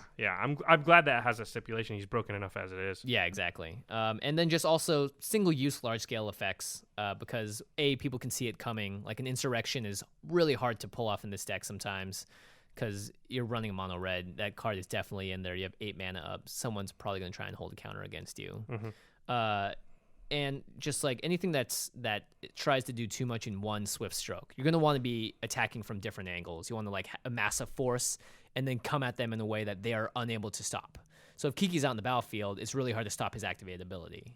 I also feel like instants and sorceries are just going to be weaker because Kiki's not dealing with them. Yeah. So any creature with an enter the battlefield effect has the possibility to just do a lot more than a sorcery because Kiki, if he's going to be your general, like you need to be using him, and he just doesn't. If you play an Insurrection, it can be awesome, but it doesn't interact with your general in any way. Yeah. And he's not going to take advantage of that. Yeah, you can't. I mean, Insurrection's still awesome. You probably still have it in the deck. Yeah, but you definitely have Insurrection in the deck, but you don't want a lot of stuff like that because you just don't want a lot of cards that are just like, I just hope this works. It doesn't actually interact with anything else in my deck. You want to focus on getting mana ramp, getting draws, and getting tutors out, and then using all those to create a Kiki engine. Whatever that engine may be, it's going to be different every game, which is why I really like this deck so much.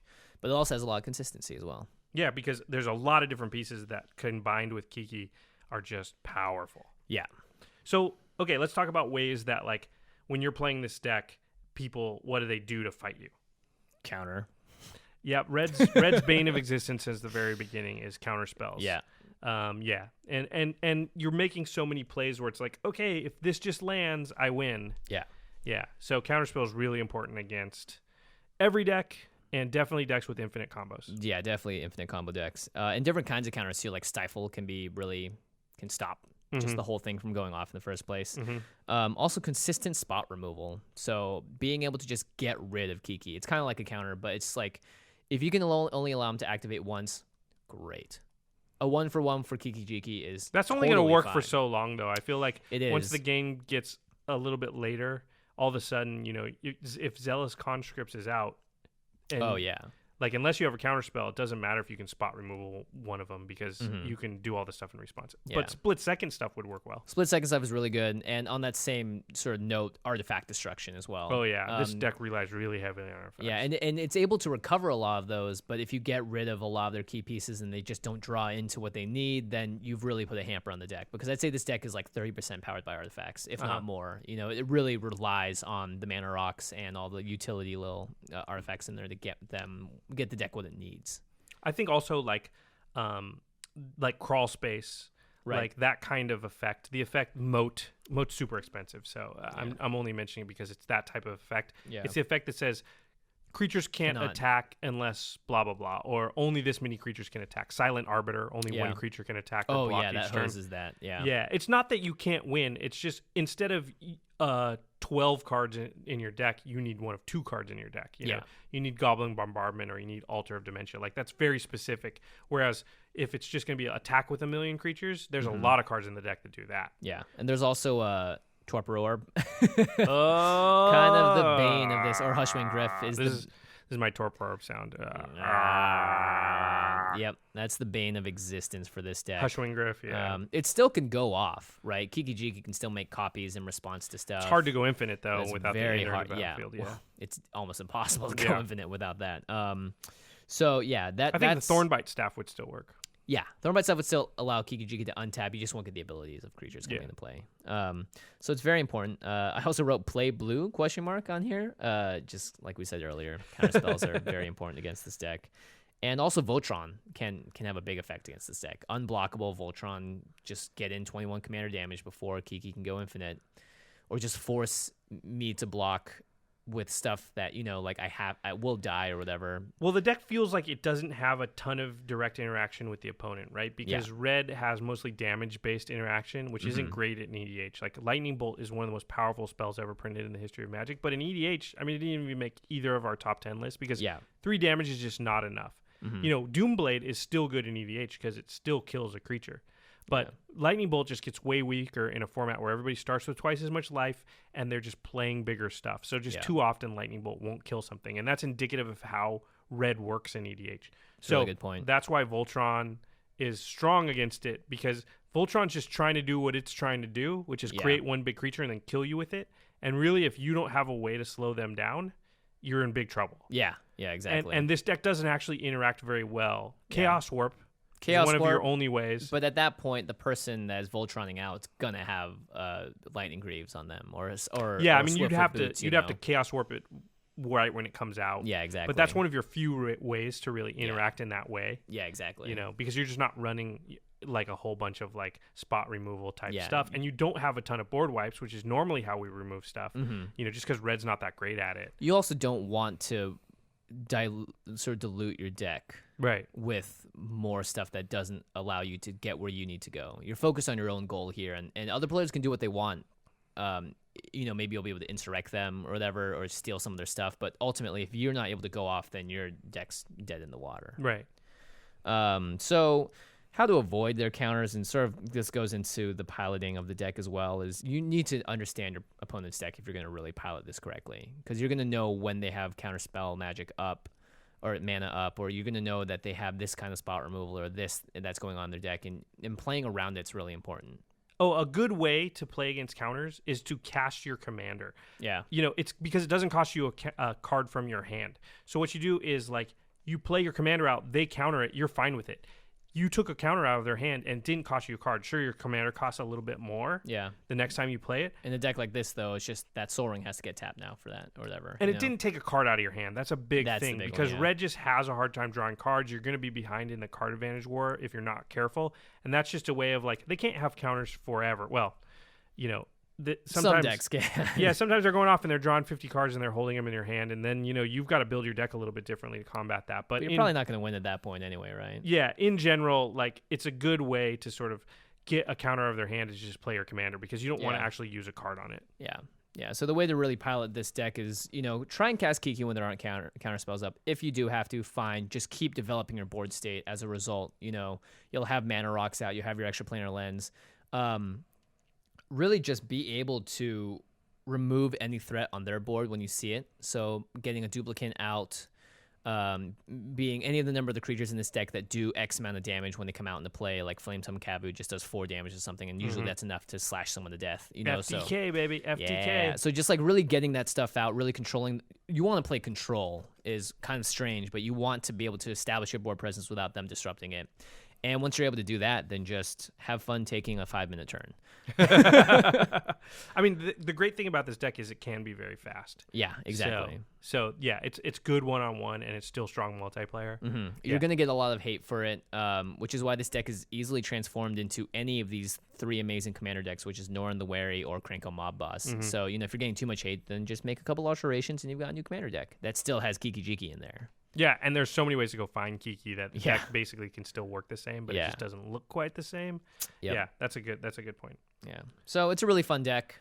It's my second commander deck It's I've ever made. fun for you. It's fun for me.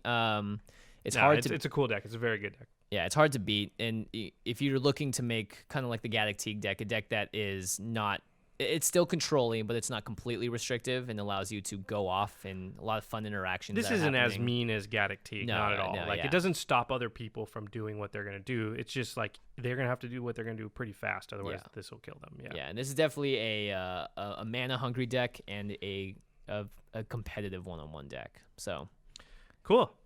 That's it. That's it for this week's episode. This was all red all the time. All red all the time. This is Jimmy's dream episode. Yeah. I wish this moment would never end. Yeah. I mean, it's all downhill from here, pal. I'm sorry.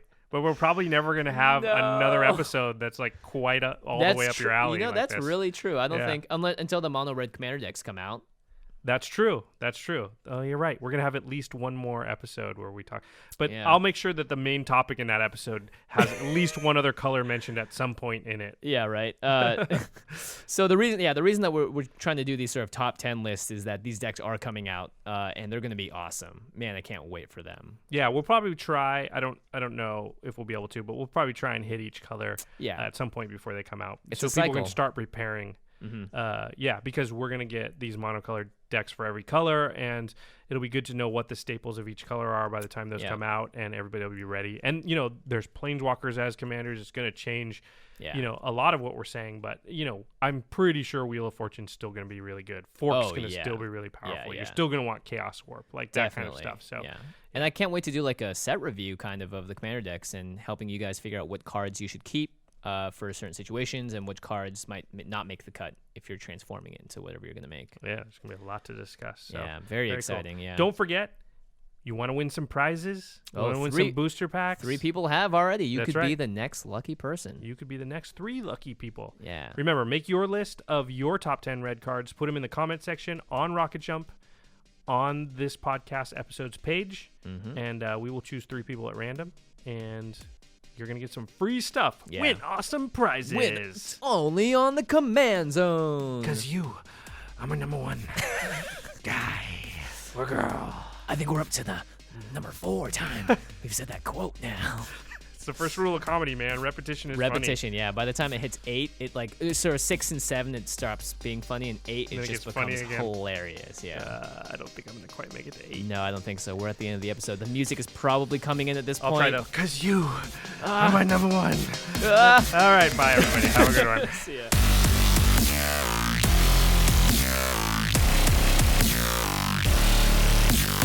Thank you for your attention.